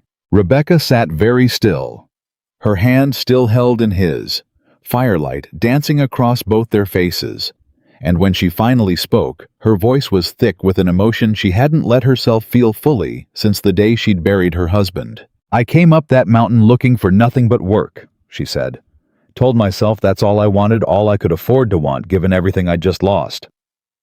And then you ran into a burning barn for a horse, and you defended me to a man who looked at me like property, and you told me about your son, with your whole heart cracked open on your sleeve, and I stopped being able to convince myself I only wanted the work anymore. Her voice wavered. I'm scared, Caleb. Scared in a way I haven't let myself be scared since Thomas died, because wanting something again means there's something left to lose again. I know, Caleb said. I know that fear better than most men walking this earth. Then you understand why I can't promise you anything either. Not yet. Maybe not for a good while. I'm not asking for promises, Caleb said. I already told you promises don't stop storms or bullets or bad luck. I'm just asking for the chance to see what this is, whatever it turns out to be, without either one of us running from it out of fear. Slowly, carefully, like two people approaching something fragile and precious. After years of believing they'd never be allowed near something like it again, they leaned toward each other, and the kiss that followed was soft and searching and entirely unhurried. 10 years of loneliness on his side, and 6 years of quiet grief on hers, meeting somewhere in the space between them, and finding against every hardened expectation either had carried into that firelit room something that felt unmistakably like the beginning of being whole again. The knock at the door came just before dawn, hard and urgent, and both of them startled apart, hearts hammering for reasons that had nothing to do with fear. This time, though, the fear returned fast enough once Caleb pulled the door open to find Tom standing there soaked and pale in the gray early light. Creeks dropped enough to cross? Tom said, breathless. Ryder came through from town not 20 minutes back. Says the circuit court's moved up its session. Judge Merriweather's arriving early on account of some other business calling him elsewhere after. Court convenes day after tomorrow instead of next week. Caleb's expression sharpened instantly, all the softness of the last hour folding away beneath sudden urgent focus. That's not enough time to properly prepare a case. There's more, Tom said, and his face had gone grimmer still. Ryder also said Draper's already filed papers of his own, formal claim on the water rights and... He hesitated, glancing at Rebecca with something like sympathy. And a formal notice of trespass and property claim against the ranch itself on account of some old debt he's saying your daddy owed his bank before he ever sold you this land, Caleb. Says the whole ranch might be forfeit if the debt and interest ain't settled by end of the session. The room went cold and silent. That's a lie, Caleb said, low and dangerous. My father never borrowed a dime from any Draper bank. Paid this land off free and clear before he ever handed it to me. Ryder just said what he heard, Caleb. Said the whole town's talking about it already. Draper's got papers, and papers are papers far as most folks understand it, whether they're true or not. Rebecca's hand found Caleb's arm steady, despite the fear plainly written across her own face. "Same as he did to me," she said quietly. "Same exact play. Manufacture a debt produce paper that looks legitimate enough to hold up in a rushed hearing, and count on the other side not having time to properly fight it." Caleb looked out through the open door at the gray, rain-washed morning jaw set hard, and when he spoke again, his voice had the particular flatness of a man who has just realized the fight he thought he had a week to prepare for was instead going to happen in less than 48 hours. "Then we'd best get everything from that satchel dried, sorted, and ready to put in front of a judge," he said, "because if Hollis Draper wants to settle this in a courtroom instead of a burned barn or a bullet in the dark, that's a fight I mean to win." He turned back to Rebecca, and something passed between them that was equal parts fear and fierce, unshakable resolve. "You said you'd stand with me on this," he said. "I need to know that still holds knowing what it might cost either one of us if it goes wrong." Rebecca didn't hesitate. "I buried a husband and a farm to a man exactly like Hollis Draper," she said. "I'm not about to run from the chance to see him answer for it in front of a judge, especially not now that I know it's the same man who ruined us both." She squeezed his hand once firm and certain. "Whatever it costs, Caleb, I'm standing right here beside you until it's done." Outside, the storm had finally begun to break. Gray clouds thinning toward the east, the first pale hint of morning light cutting through for the first time in 3 days. But the calm felt fragile, temporary, the kind of stillness that comes right before the real fight begins. And both of them understood, standing together in the doorway, with a stolen ledger drying by the fire behind them, that whatever peace they'd found in the storm's isolation was about to be tested in front of the whole of Whisper Creek. 2 days wasn't near enough time, and every soul on Thornton land knew it, but knowing a thing and being able to change it were two different animals entirely. And by the time gray dawn broke over a mud-soaked yard, Caleb had already given up sleeping in favor of spreading Draper's papers across the kitchen table for the 4th time, searching for anything they might have missed. "You need rest," Rebecca said, setting a cup of coffee down beside his elbow, though she hadn't slept much better herself. "Judge won't be impressed by a man who falls asleep mid-testimony. Can't afford rest. Not with what we've got riding on 2 days' time." He rubbed a hand down his face, eyes bloodshot, the wrenched shoulder still stiff enough that he favored it without meaning to. "Ledger proves the pattern. Proves Draper's bank called notes due without warning. Proves he's done it a dozen times across 2 counties. But the water rights claim, and this business about my father owing him money, that's a different fight entirely. That's paper against paper, and if his lawyers dressed it up clean enough, Merriweather might not have grounds to throw it out on the spot. Then we find something that proves your father never owed him anything." Rebecca pulled a chair around beside him, sleeves already rolled to the elbow. "Where would such a thing even be kept? Deed records, sale papers, anything from when your father bought this land. County courthouse in Whisper Creek would have the original deed filed." Caleb frowned, turning the thought over. "But if Draper's got enough pull to forge a survey and manufacture a debt, there's no telling whether he's got enough pull to have tampered with courthouse records too. Only one way to find out." Rebecca was already reaching for her shawl.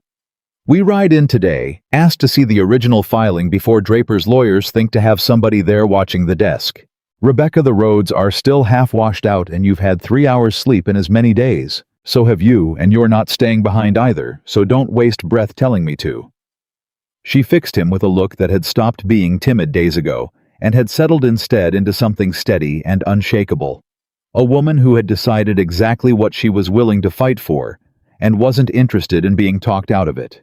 2 sets of eyes work faster than one, Caleb, and I want to see Hollis Draper's face when he finds out the widow he tried to buy off a mountain isn't done fighting him yet. Something in Caleb's chest loosened despite the exhaustion, despite the fear coiled tight beneath his ribs, and for just a moment he allowed himself to feel something like gratitude at the particular fierce loyalty of the woman standing in his kitchen with mud still crusted on her boots from 3 days of storm. "All right," he said. But we take Jed, and you stay close. Wasn't planning on wandering off? Yeah. The ride into Whisper Creek was slow going.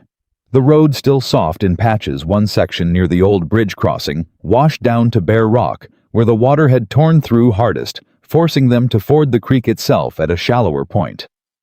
Upstream, horses picking their way careful through water, still running fast and cold from 3 days of rain. They reached town by midday, and the difference in the streets was immediate and unmistakable. More wagons than usual. More strangers, the particular restless energy of a town anticipating a court session that half of it had already picked sides on.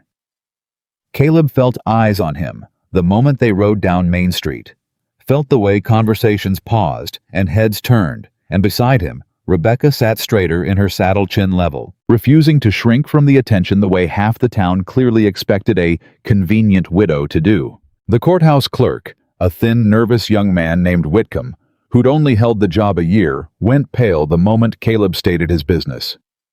"The Thornton deed filing, sir." "That's right. Original sale record from when my father purchased the land off Old Man Pruitt back in '59. Whitcomb's eyes flicked just briefly toward a back office door, and Caleb caught it the same way he'd learned to catch a horse's ears flattening before it bolted. "That record's not currently available for viewing." Whitcomb said, not quite meeting his eyes. "Not available how?"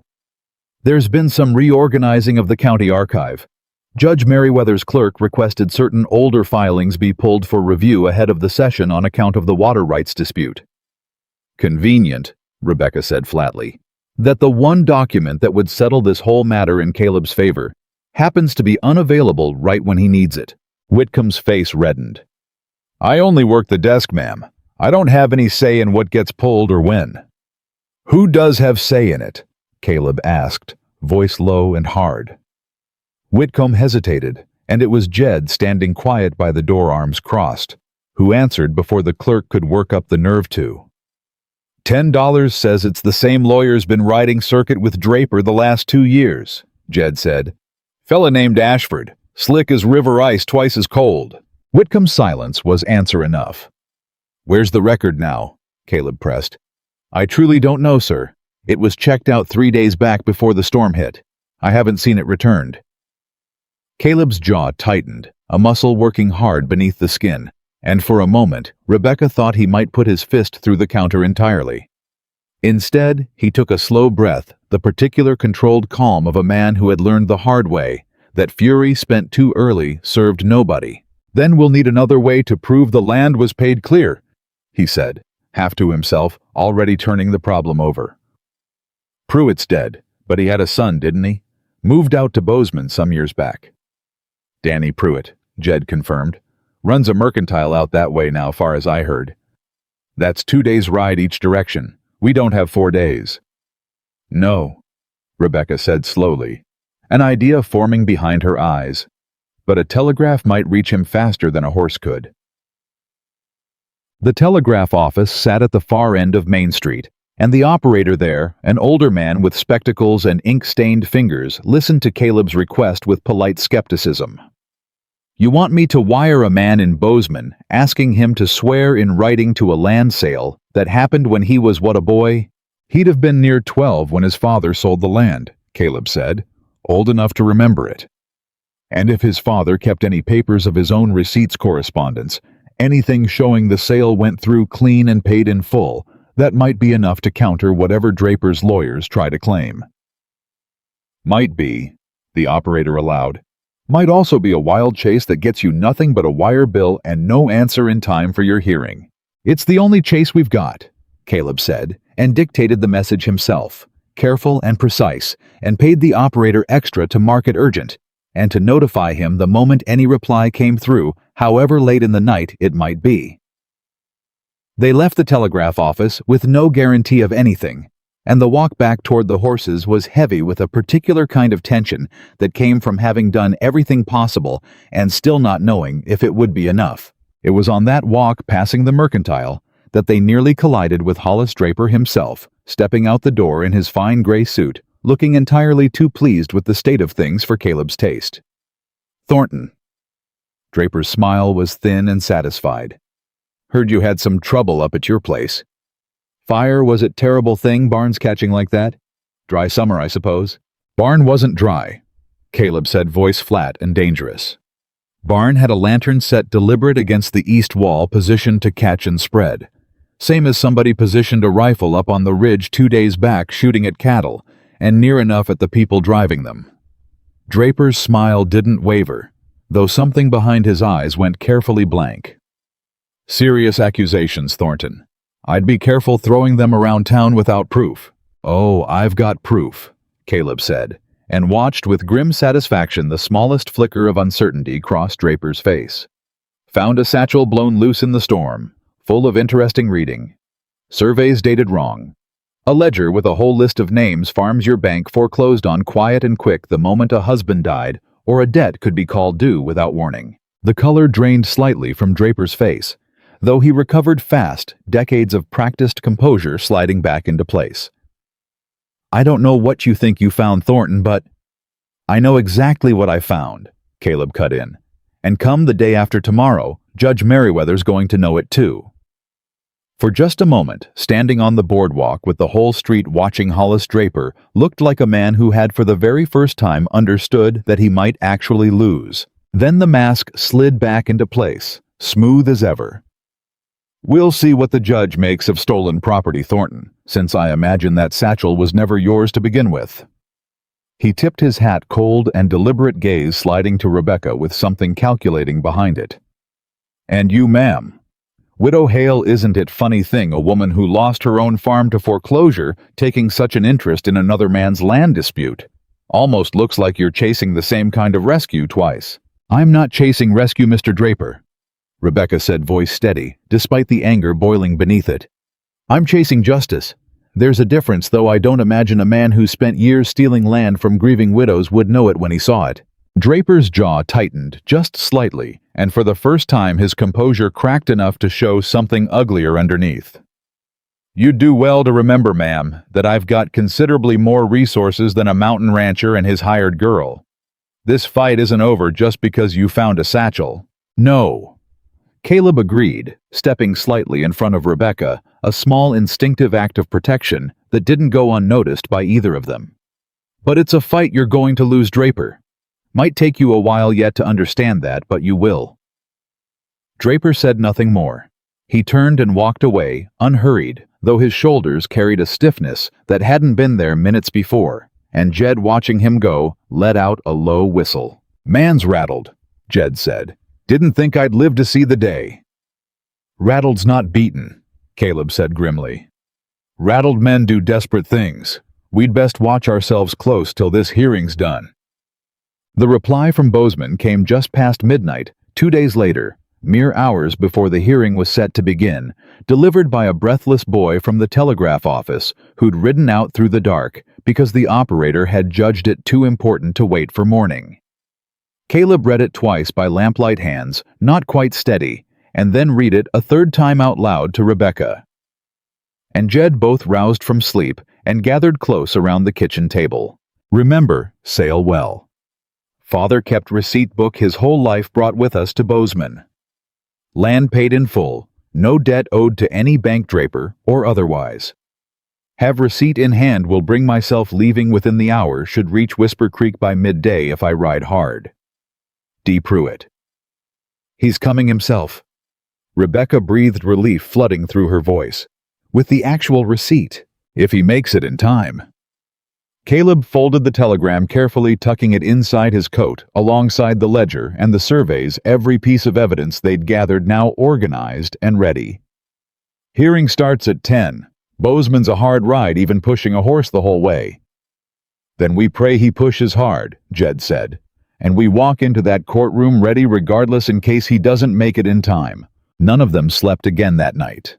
They spent the remaining hours going over every piece of the case one final time, Rebecca reading each document aloud, while Caleb listened with his eyes closed, committing every detail to memory, preparing himself for a fight that would decide not just the fate of his land, but, though none of them said it aloud, the fate of the fragile, precious thing that had begun growing between two grieving hearts in the middle of a thunderstorm. The Whisper Creek courthouse was packed tighter than Caleb had ever seen it.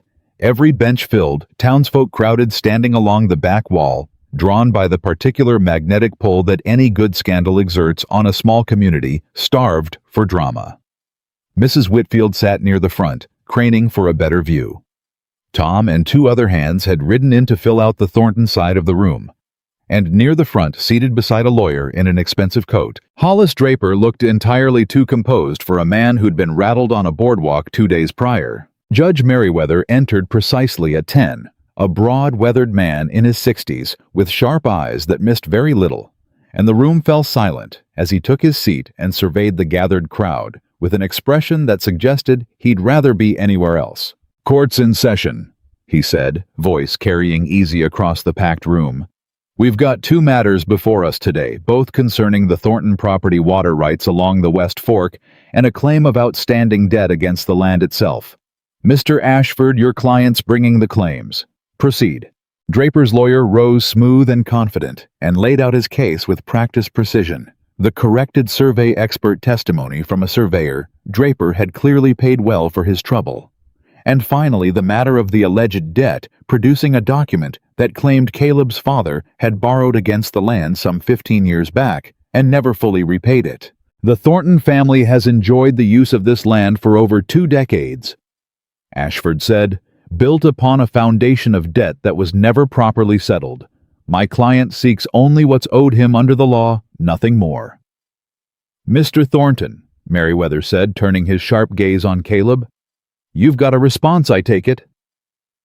Caleb rose, and though his heart was hammering, his voice came out steady and clear. "Your Honor, everything Mr. Ashford just laid out is a lie built on top of another lie.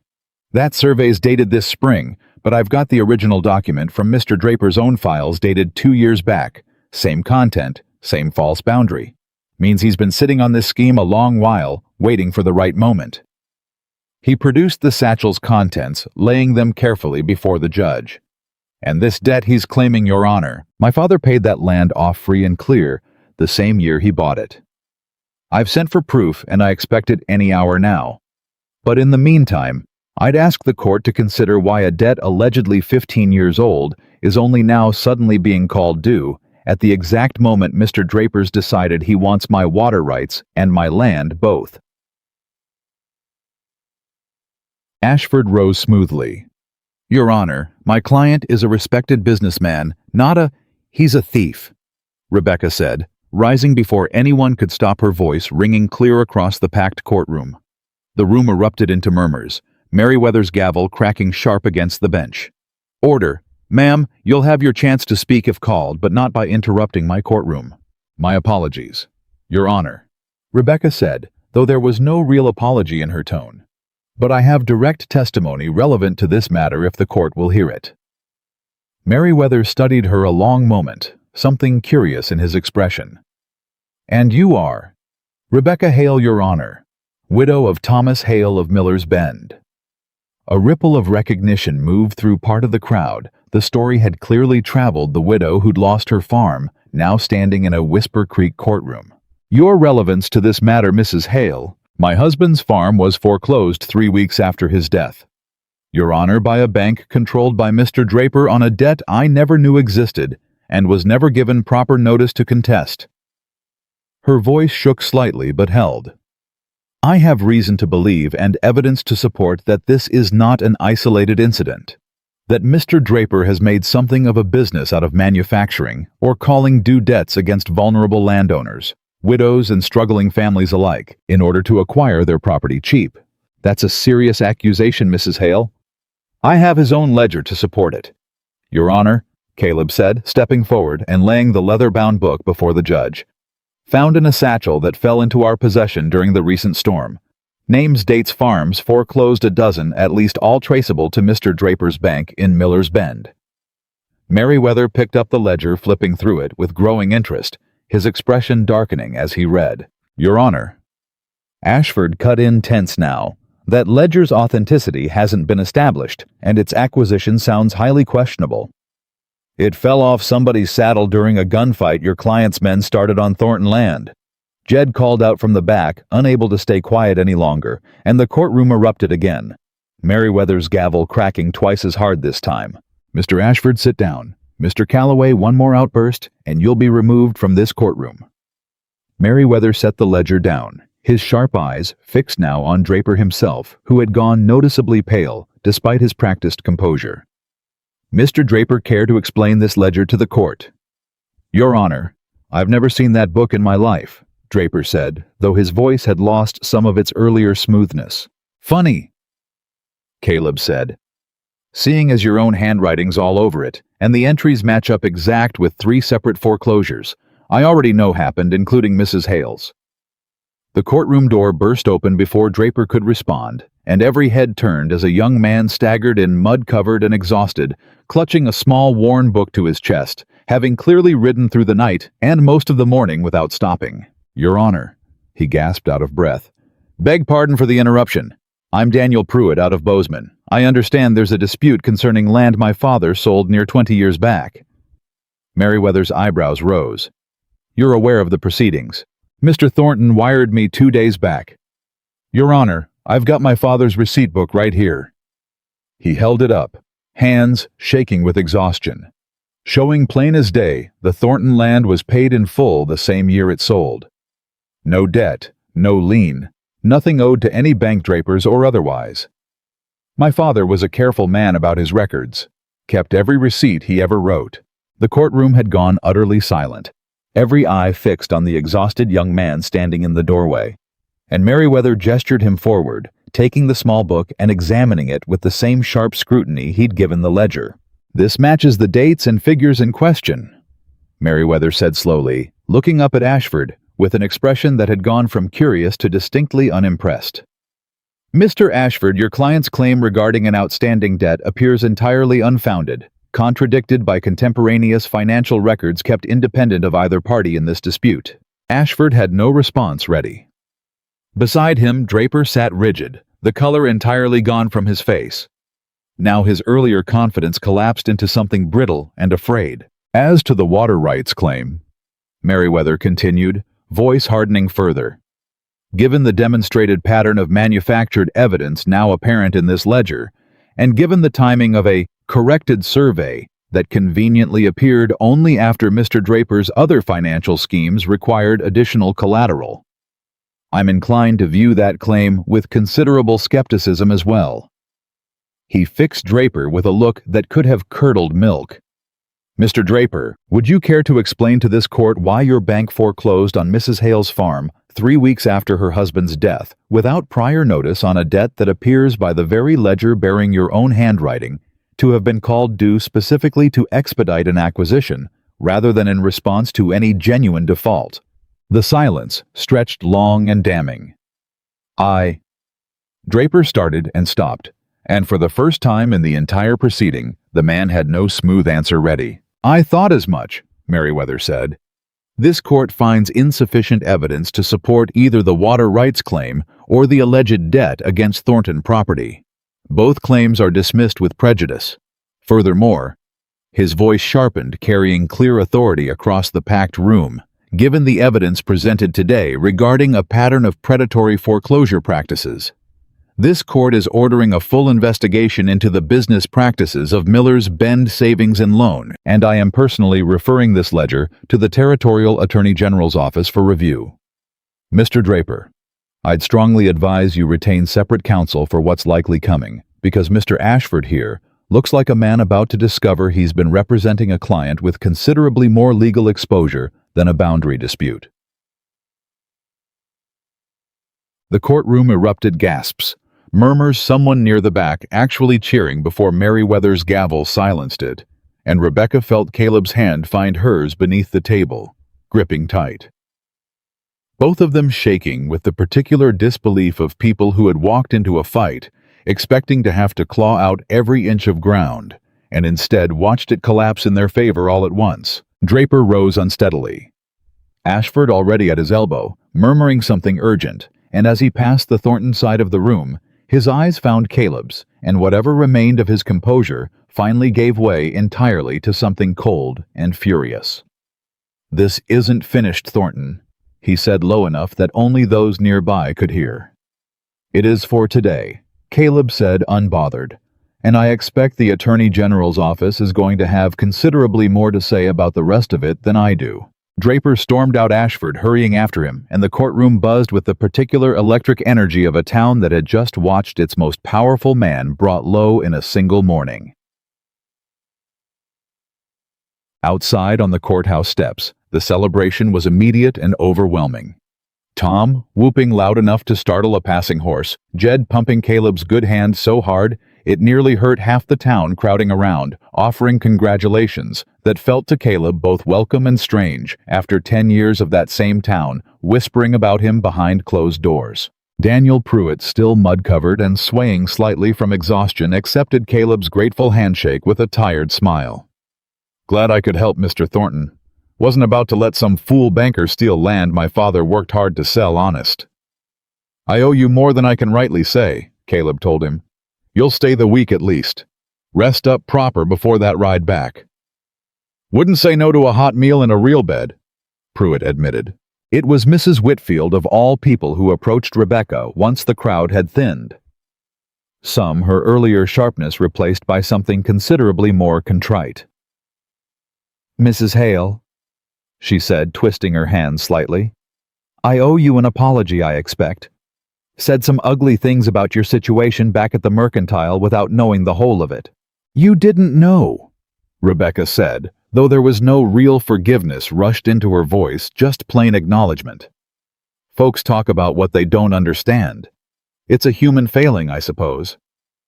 Still, watching you stand up in that courtroom today fighting for justice same as you were fighting for Mr. Thornton."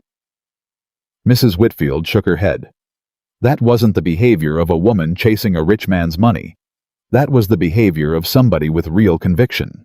"Thank you," Rebecca said, and this time allowed herself something closer to warmth. "I'd not say no to starting fresh if you're offering." "I am," Mrs. Whitfield said, and the two women shook hands, small and simple. But it felt to Rebecca like the first stone laid toward rebuilding a place for herself in this community, not as a scandal or a rumor, but as a woman who'd earned her own standing. They rode back up this mountain that evening with the sun setting gold behind the peaks. Exhaustion and relief tangled together in every line of their bodies, and it was near the halfway point, where the trail crested a ridge overlooking the whole valley, spread out beneath them, that Caleb reined his horse to a stop. "Everything all right?" Rebecca asked, pulling up beside him. "Better than all right." He looked out at the valley, at his land, stretching gold and green in the fading light, safe now in a way it hadn't been in weeks. "Just wanted a minute to take it in. Feels like the first easy breath I've drawn in longer than I care to admit." "You earned it," Rebecca said. "Both of us did." Caleb turned to look at her, something warm and unguarded in his expression, despite the exhaustion evident beneath it. "Couldn't have done it without you. Any of it. The mayor, the fire, the ledger, standing up in that courtroom when half the town was ready to believe the worst of you just for being there." He shook his head slowly. 10 years I told myself I didn't need anybody. 2 weeks with you, and I'm not sure how I ever believed that." "Careful," Rebecca said, though her voice had gone soft, "or you'll have me thinking you mean something serious by that." "I mean every word of it's serious," Caleb said, and reached over, taking her hand where it rested on the reins. "Rebecca, I know it's barely been 2 weeks. I know grief doesn't run on any kind of schedule, and I know you've got every reason left in the world to be careful about trusting a man's promises. But I meant what I said the other night, and today just proved it truer than I even understood at the time. I don't want to spend one more year in that house alone if I don't have to. Not when there's a chance, even a small one, that you might want to build something there instead of just working there." Rebecca's breath caught tears rising unexpected and sudden, born of exhaustion and relief, and something far deeper that had been building steady since the day she'd walked up that dusty road with nothing left to lose. "I came up this mountain looking for nothing but a wage," she said, voice thick. "Told myself that's all I could afford to want. And somewhere in the middle of a fire and a storm in a courtroom, I stopped being able to lie to myself about it." She squeezed his hand. "I want to build something too, Caleb. I'm just scared half to death of what it costs to want something again. Then we'll be scared together, Caleb said. Same as we fought Draper together. I don't reckon that's such a bad way to go about it. She laughed wet and surprised and leaned across the small distance between their horses to kiss him soft and certain in the fading gold light the valley spread out beneath them, safe and quiet, and entirely finally theirs. They rode the rest of the way down in comfortable silence, hands occasionally finding each other across the space between their horses, and it wasn't until they crested the final rise before the ranch house came into view that Jed, who'd ridden ahead earlier to check on things, came galloping back up the trail toward them, face tight with an urgency that killed the peaceful mood instantly. "Caleb!" Jed's voice carried sharp and frightened across the distance. "You need to get to the house now." Caleb's stomach dropped. "What's happened?" "It's Tom's little sister girl rode out from town not an hour ago near hysterical. Says there's men at the house, Caleb. Draper's men. Showed up not 20 minutes after we all rode out this morning, and they've been sitting there ever since waiting." "Waiting for what?" Jed's face was grim. "Waiting for you to come home is my best guess. And Caleb..." He hesitated clearly, reluctant to say the rest. "Girl says one of them's got a rifle, and another one's been asking real particular questions about whether the widow living up there has any family left who might come looking for her if something happened." The color drained from Rebecca's face, and Caleb's hand went instinctively to the pistol at his hip, every trace of the day's relief burning away instantly beneath a fresh, cold surge of fear. "Draper's not done," Caleb said, voice hard as flint. "Man lost in that courtroom today, and now he means to take what he can't win legal." He kicked his horse into a hard gallop toward home, Rebecca and Jed close behind the peaceful gold. Evening shattered entirely by the sound of hooves pounding desperate against the mountain trail, racing back toward whatever danger now waited for them at the one place they'd both finally started to believe could be safe. The gallop down that final stretch of trail felt longer than any ride Caleb had ever made across his own land, every hoofbeat pounding out the same frantic rhythm in his chest. Not again, not again, not again, because he had already lost people to a threat he couldn't reach in time once before, and the thought of history repeating itself with Rebecca instead of Sarah was enough to make his vision narrow down to nothing but the trail ahead of him. They came around the final bend, and the house came into view, and Caleb's stomach clenched at what he saw. 2 horses tied at the rail that didn't belong to Thornton land. A man leaning against the porch post with a rifle held loose but ready across his chest. Another pacing near the kitchen door, glancing at the windows every few seconds like he was watching for movement inside. "Slow up," Jed hissed, catching Caleb's arm before he could ride straight into the yard at a dead run. "Charging in blind gets somebody killed. Think Caleb." Every instinct in Caleb's body screamed against the delay, but Jed was right, and he forced himself to rein in, forced his breathing to slow, forced the panic clawing up his throat back down into something he could use instead of something that would get them all shot. "Where's Rebecca?" he asked, throat tight, and then twisted in his saddle when he didn't see her, and his heart dropped straight through the ground. She wasn't behind them anymore. "She peeled off," Jed said, already scanning the tree line. "Back at the fork, while we were arguing about the approach. Must have cut through the north pasture." "Damn it, Rebecca." Caleb's jaw clenched hard enough to ache. "She's going in alone." "Or she's going in smart," Jed said, though his voice carried the same fear Caleb felt. "North pasture puts her behind the house near the kitchen door those 2 are watching so close. She knows that house better than they do by now." Caleb didn't have time to decide whether that comforted him or terrified him further, because at that exact moment, a scream cut through the evening air from inside the house.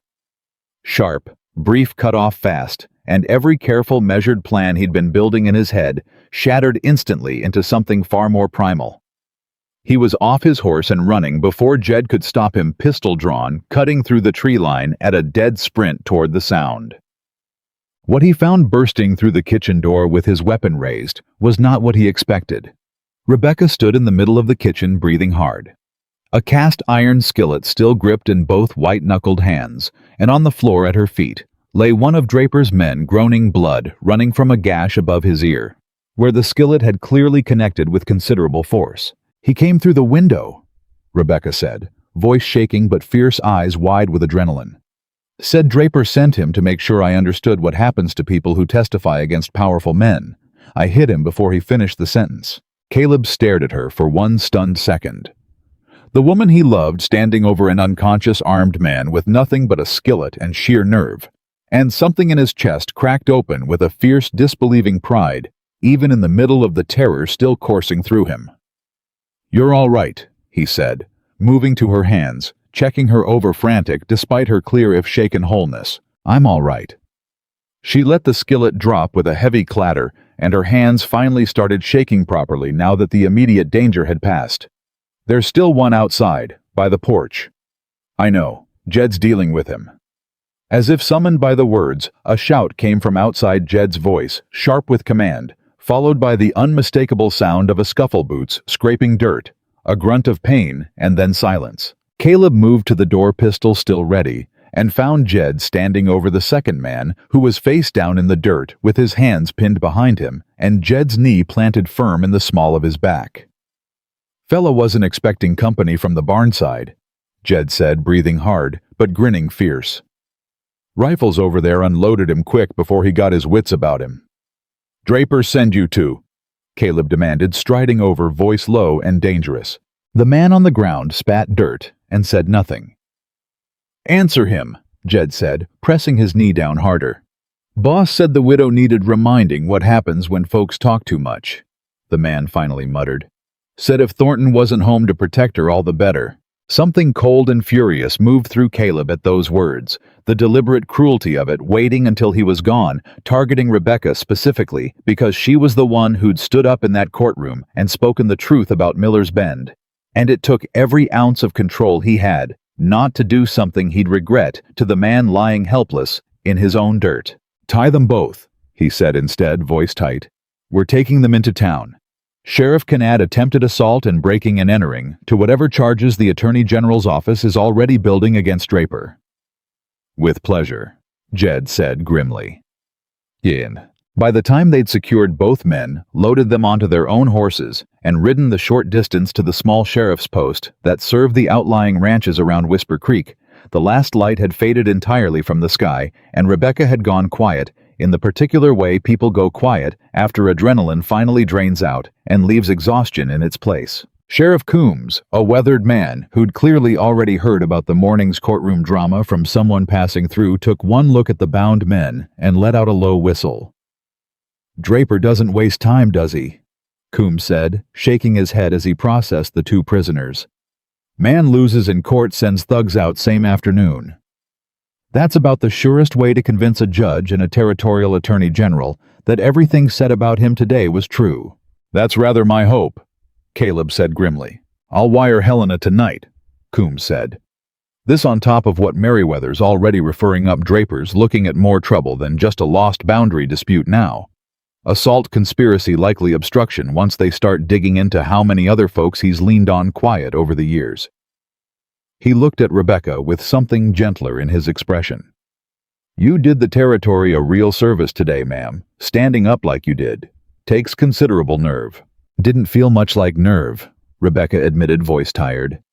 "Felt more like I didn't have any choice left but to fight once I understood what he'd done to us both." "Sometimes that's exactly what nerve is," Coombs said.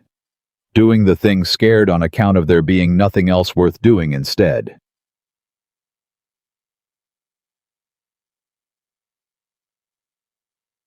They rode home slow under a sky finally clear of storm clouds, stars scattered thick and bright overhead, and neither of them spoke much until the ranch house came back into view, dark and quiet, no more strangers waiting in its yard. "I should never have let you split off from us at that fork," Caleb said once they'd dismounted, voice still rough with the residual fear of that terrible half hour. "If something had happened to you, but it didn't," Rebecca said, taking his hand, steadying him the way he'd steadied her so many times these past 2 weeks. "I'm here, Caleb, bruised knuckles and rattled nerves, but here. I can't lose you," he said, and the rawness in his voice stopped her cold. because it wasn't the voice of a man being dramatic. It was the voice of a man who had buried a wife and son once already, and had spent 10 years terrified of exactly this feeling returning. I know it's fast. I know grief and gratitude and fear all tangled up together can feel like something bigger than it is. But Rebecca, when I heard that scream today, when I thought for even 1 second something had happened to you." He stopped throat-working, unable to finish the sentence. "I know," Rebecca said softly, reaching up to cup his face in both hands. "I felt the exact same thing watching you round that bend, not knowing what you were riding into. That's not confusion, Caleb. That's just what it feels like to love somebody enough to be scared of losing them." The word hung between them, love spoken plain and unguarded for the first time, and Caleb's breath caught. "You mean that?" "I mean it," Rebecca said, and there was no hesitation in her, now none of the careful caution she'd carried since the day she rode up dust-covered and grieving. "I love you, Caleb Thornton. Somewhere between a burning barn and a thunderstorm and a courtroom full of strangers, I stopped being able to deny it to myself. I love you too," Caleb said, voice breaking slightly on the words, 10 years of careful walls, finally completely undone. "Have for longer than I probably should admit, given how short a time you've been here. But some things don't run on any kind of proper schedule, I'm learning."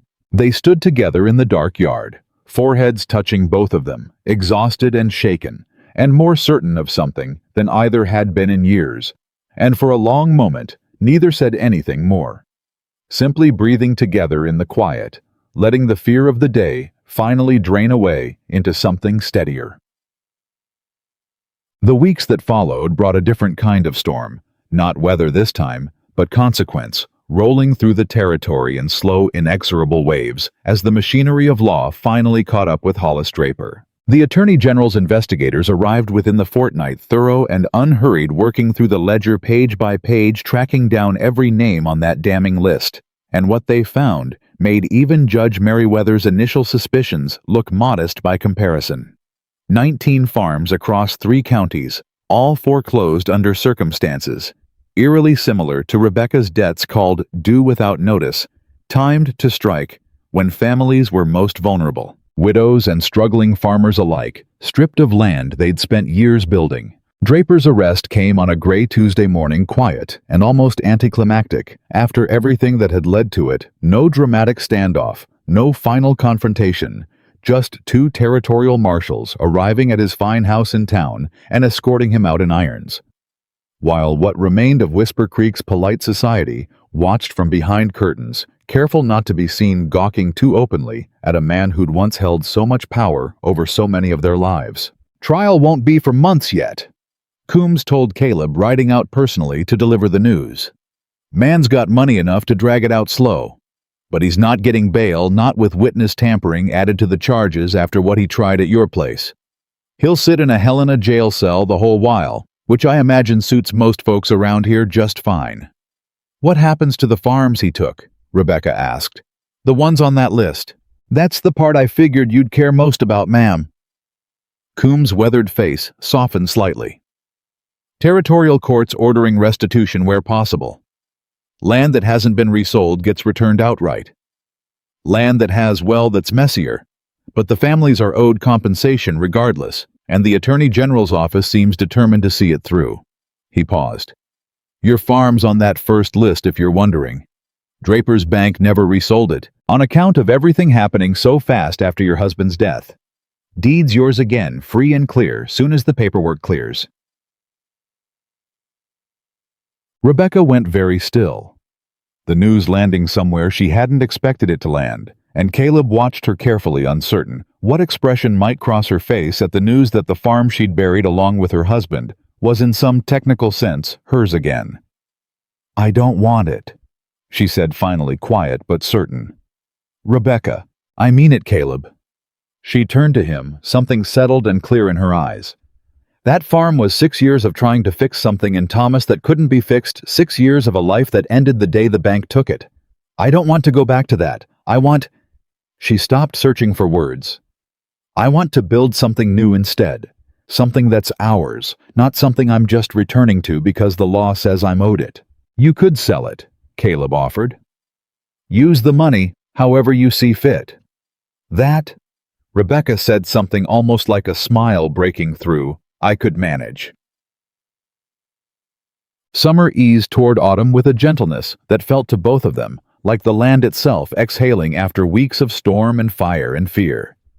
The barn got rebuilt stronger this time, Caleb overseeing the construction with the same careful attention he'd given the house all those years before.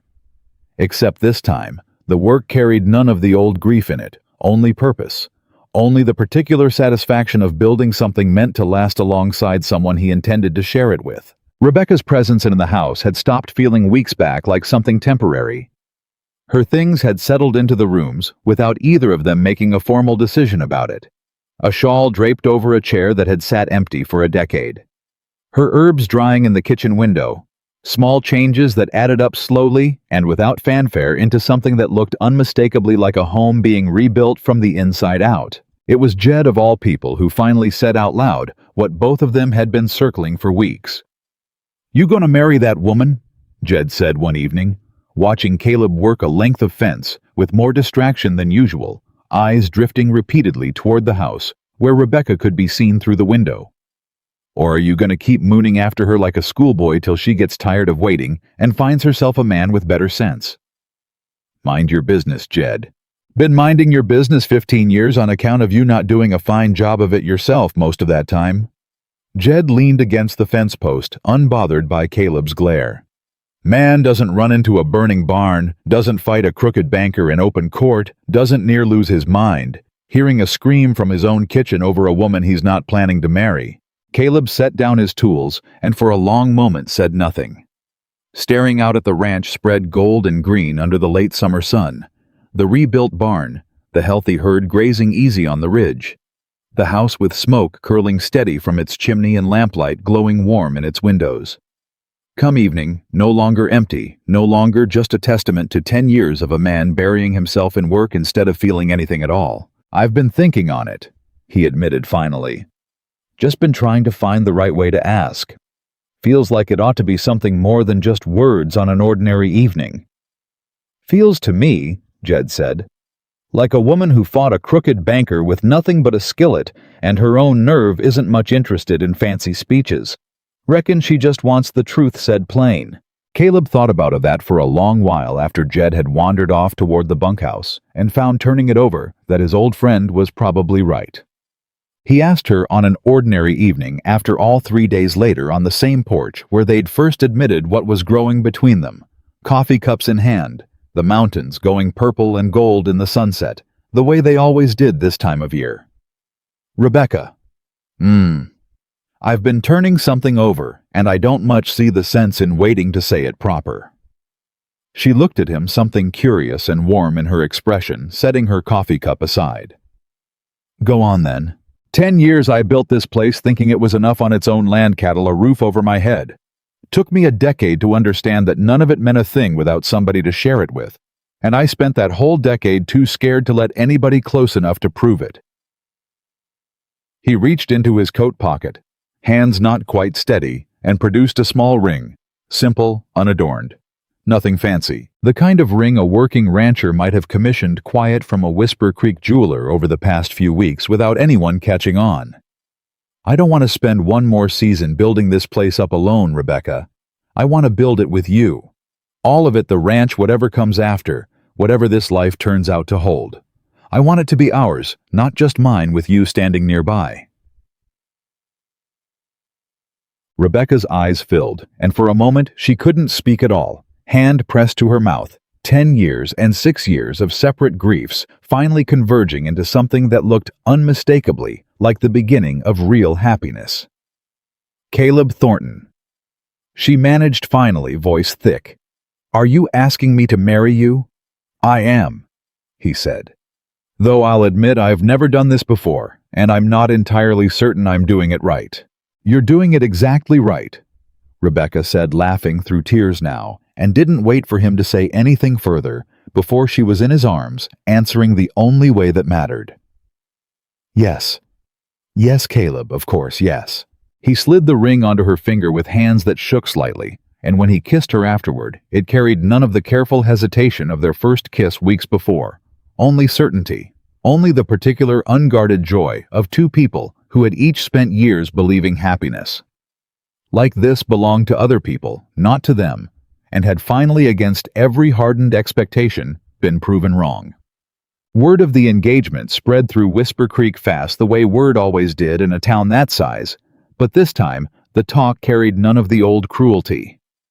Mrs. Whitfield herself organized a small gathering at the church, insisting it was the least the town could do for a man who'd finally found happiness after 10 long years, and for a woman who'd shown more courage in one courtroom than most folks managed in a lifetime. The wedding itself, held in early October under a sky gone crisp and clear, with the first real hint of autumn, was small and simple by any grand standard. No fine dresses shipped in from back east, no elaborate decorations, just the ranch hands and a handful of townsfolk gathered in the yard. Daniel Pruitt returned specially from Bozeman to stand as witness, and Jed serving with visible pride as Caleb's best man. "Never thought I'd see the day," Jed said, adjusting Caleb's collar with rough, affectionate hands just before the ceremony began. 15 years I've watched you build fences round yourself taller than any corral on this ranch. Glad to see somebody finally found a way over them. Wasn't the fences that mattered? Caleb said, watching through the window as Rebecca appeared at the far end of the yard, simple and radiant, in a dress Mrs. Whitfield had insisted on gifting her, no trace left of the dust-covered grieving woman who'd first walked up that mountain road. It was finding somebody worth tearing them down for. The ceremony itself was brief, plain, and entirely sincere. No flowery speeches, just two people standing before their community and speaking vows that carried the particular weight of promises made by people who understood exactly how fragile happiness could be and had chosen deliberately and with clear eyes to risk it anyway. "I, Caleb, take you, Rebecca," he said, voice steady despite the emotion thick in his throat, "to build a life alongside through storm and calm, both for however many years were given, and to never again mistake work for the thing that makes a house a home." "I, Rebecca, take you, Caleb," she answered, tears bright in her eyes, but her voice unwavering. "To stand beside through whatever comes, to remind you always that you're worth loving for exactly who you are, not for anything you own or build, and to never let you carry a grief alone again, so long as I'm breathing." When the preacher finally pronounced them married, the small gathered crowd erupted into genuine warm applause, and Tom Riley, predictably, was the first to shout something about biscuits, and how a man was a fool not to have married her the very first week, which drew a round of laughter that broke whatever solemnity remained, and turned the rest of the afternoon into something joyful and unguarded, exactly the kind of celebration that 10 years of careful loneliness had never allowed Thornton Ranch to host before. That winter came milder than the one that had taken everything from Caleb a decade before, and he noticed more than once, standing at the window watching snow fall, soft and quiet over land, that finally felt whole again. That the particular dread he used to carry every year as the seasons turned had eased into something gentler. Not gone entirely. Grief never fully left a person. He'd come to understand, but no longer the only thing filling the empty spaces of a long winter evening. Rebecca had taken to managing the horse breeding program in earnest, by then her reputation for gentling wild stock spreading enough that ranchers from 2 counties over had started sending word, asking after her services. And Caleb watched her build something entirely her own, with a pride that had nothing possessive in it at all. Only genuine joy at seeing someone he loved find purpose that belonged fully to herself, not just to the life she'd married into. "You've made this place something it never was before," he told her one evening. Both of them settled by the fire, the particular comfortable quiet of two people who no longer needed to fill every silence with words. 10 years I thought I was building something. Turns out I was just building the bones of it. You're the one who made it a home." "We built it together," Rebecca corrected, leaning her head against his shoulder. "You just needed somebody willing to walk through the gate and stay, instead of turning back down the mountain the way everybody else always did. Best decision I ever made, letting you stay past that first trial 2 weeks. Best decision I ever made walking up that road in the first place," she said. Though I'll admit at the time it didn't feel like much of a decision at all. Felt more like the last option I had left. Funny how the worst days sometimes end up leading somewhere better than we ever could have planned, Caleb said quietly. Funny, Rebecca agreed, and a mercy besides. Spring brought news from Helena that closed the last remaining thread of the whole ordeal. Hollis Draper's trial had concluded swift and thorough once the full weight of the Attorney General's investigation had been laid out before a jury. 19 counts of fraud conspiracy and predatory foreclosure, along with the charges stemming from the attack on Rebecca and the fire on Thornton land. The sentence was long, the kind of long that meant Whisper Creek and the surrounding territory would not see Hollis Draper's face again for the better part of 2 decades, if ever. And the farms he'd stolen were one by one being returned or compensated to the families who'd lost them, a slow but steady undoing of years of quiet cruelty. Man built an empire on other people's grief. Coombs said, delivering the news personally, clearly satisfied to be the one carrying it. Took a widow with nothing but a skillet and a mountain cowboy who wouldn't scare off to finally bring the whole thing down. Took a lot more than that, Caleb said. Arms settled easy around Rebecca's shoulders. Took a storm of fire, a stubborn horse, and a fool clerk in a Bozeman mercantile who kept his father's receipts better than most banks keep their own records. Took all of it, Rebecca agreed, smiling. Every last piece exactly when it needed to happen. By the time the following summer rolled around, a full year turned since Rebecca had first walked up that dusty mountain road with nothing but a tired horse and a trunk holding the remains of a broken life. Thornton Ranch bore little resemblance to the place it had been. The barn stood rebuilt and sturdier than before. The herd had grown healthy and well-tended, grazing easy across pastures no longer threatened by any crooked survey or manufactured debt. The house Caleb had built at 26 for a family he'd lost too young, and had spent 10 empty years living inside like a monument to grief instead of a home, finally fully belonged to the living again. There were new voices in it now, laughter carrying through rooms that had sat silent so long, lamplight burning warm in windows that used to go dark the moment the sun set because there'd been no reason to keep them lit. The chair Caleb had once told Rebecca about, the one he'd built for a boy who never got to sit in it, still stood at the table, but it no longer felt like a wound left open. Rebecca had set a small vase of wildflowers on it most mornings, not to replace what had been lost, but to honor it, gentle and unspoken, a way of letting Cain's memory live alongside the new life growing in that house rather than standing as a barrier against it. Standing on the porch together.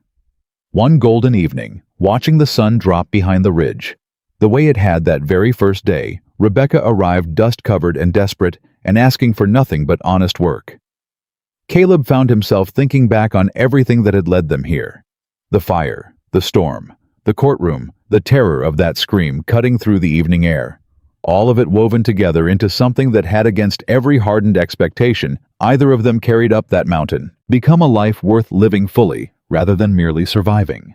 People used to say I had everything and nothing all at once, Caleb said quietly, watching the last light fade, gold over land that finally felt complete.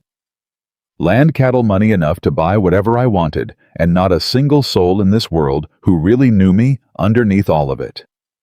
And now? Rebecca asked, though she already knew the answer, had known it for months, watching the change settle deeper into him with every passing season. Now I understand what Jed's been trying to tell me for 15 years, Caleb said, pulling her close against his side, the mountains stretching out endless and golden before them, the home behind them, finally completely full. A ranch isn't worth a damn thing built out of wood and stone alone. It's the people who choose to stay that make it something worth calling home. And I mean to spend every single day I've got left proving to you that I understand that now, clear down to the bone. Rebecca looked up at him, tears bright but joyful in her eyes, and rested her head against his shoulder as the last light faded soft over the valley they had built back together out of fire and storm and fierce, unshakable love. Then we understand it together, she said, same as we've built everything else. And there on that porch, with the mountains standing eternal and golden behind them, and a home finally truly whole, spread out before them, Caleb Thornton, the man the whole territory once called broken beyond repair, held the woman who had walked up his mountain with nothing left to lose, and understood at last, and completely, that he had found in her, not a rescue, not a replacement for what he'd lost, but something far rarer and far more precious, a reason fully and forever to come home.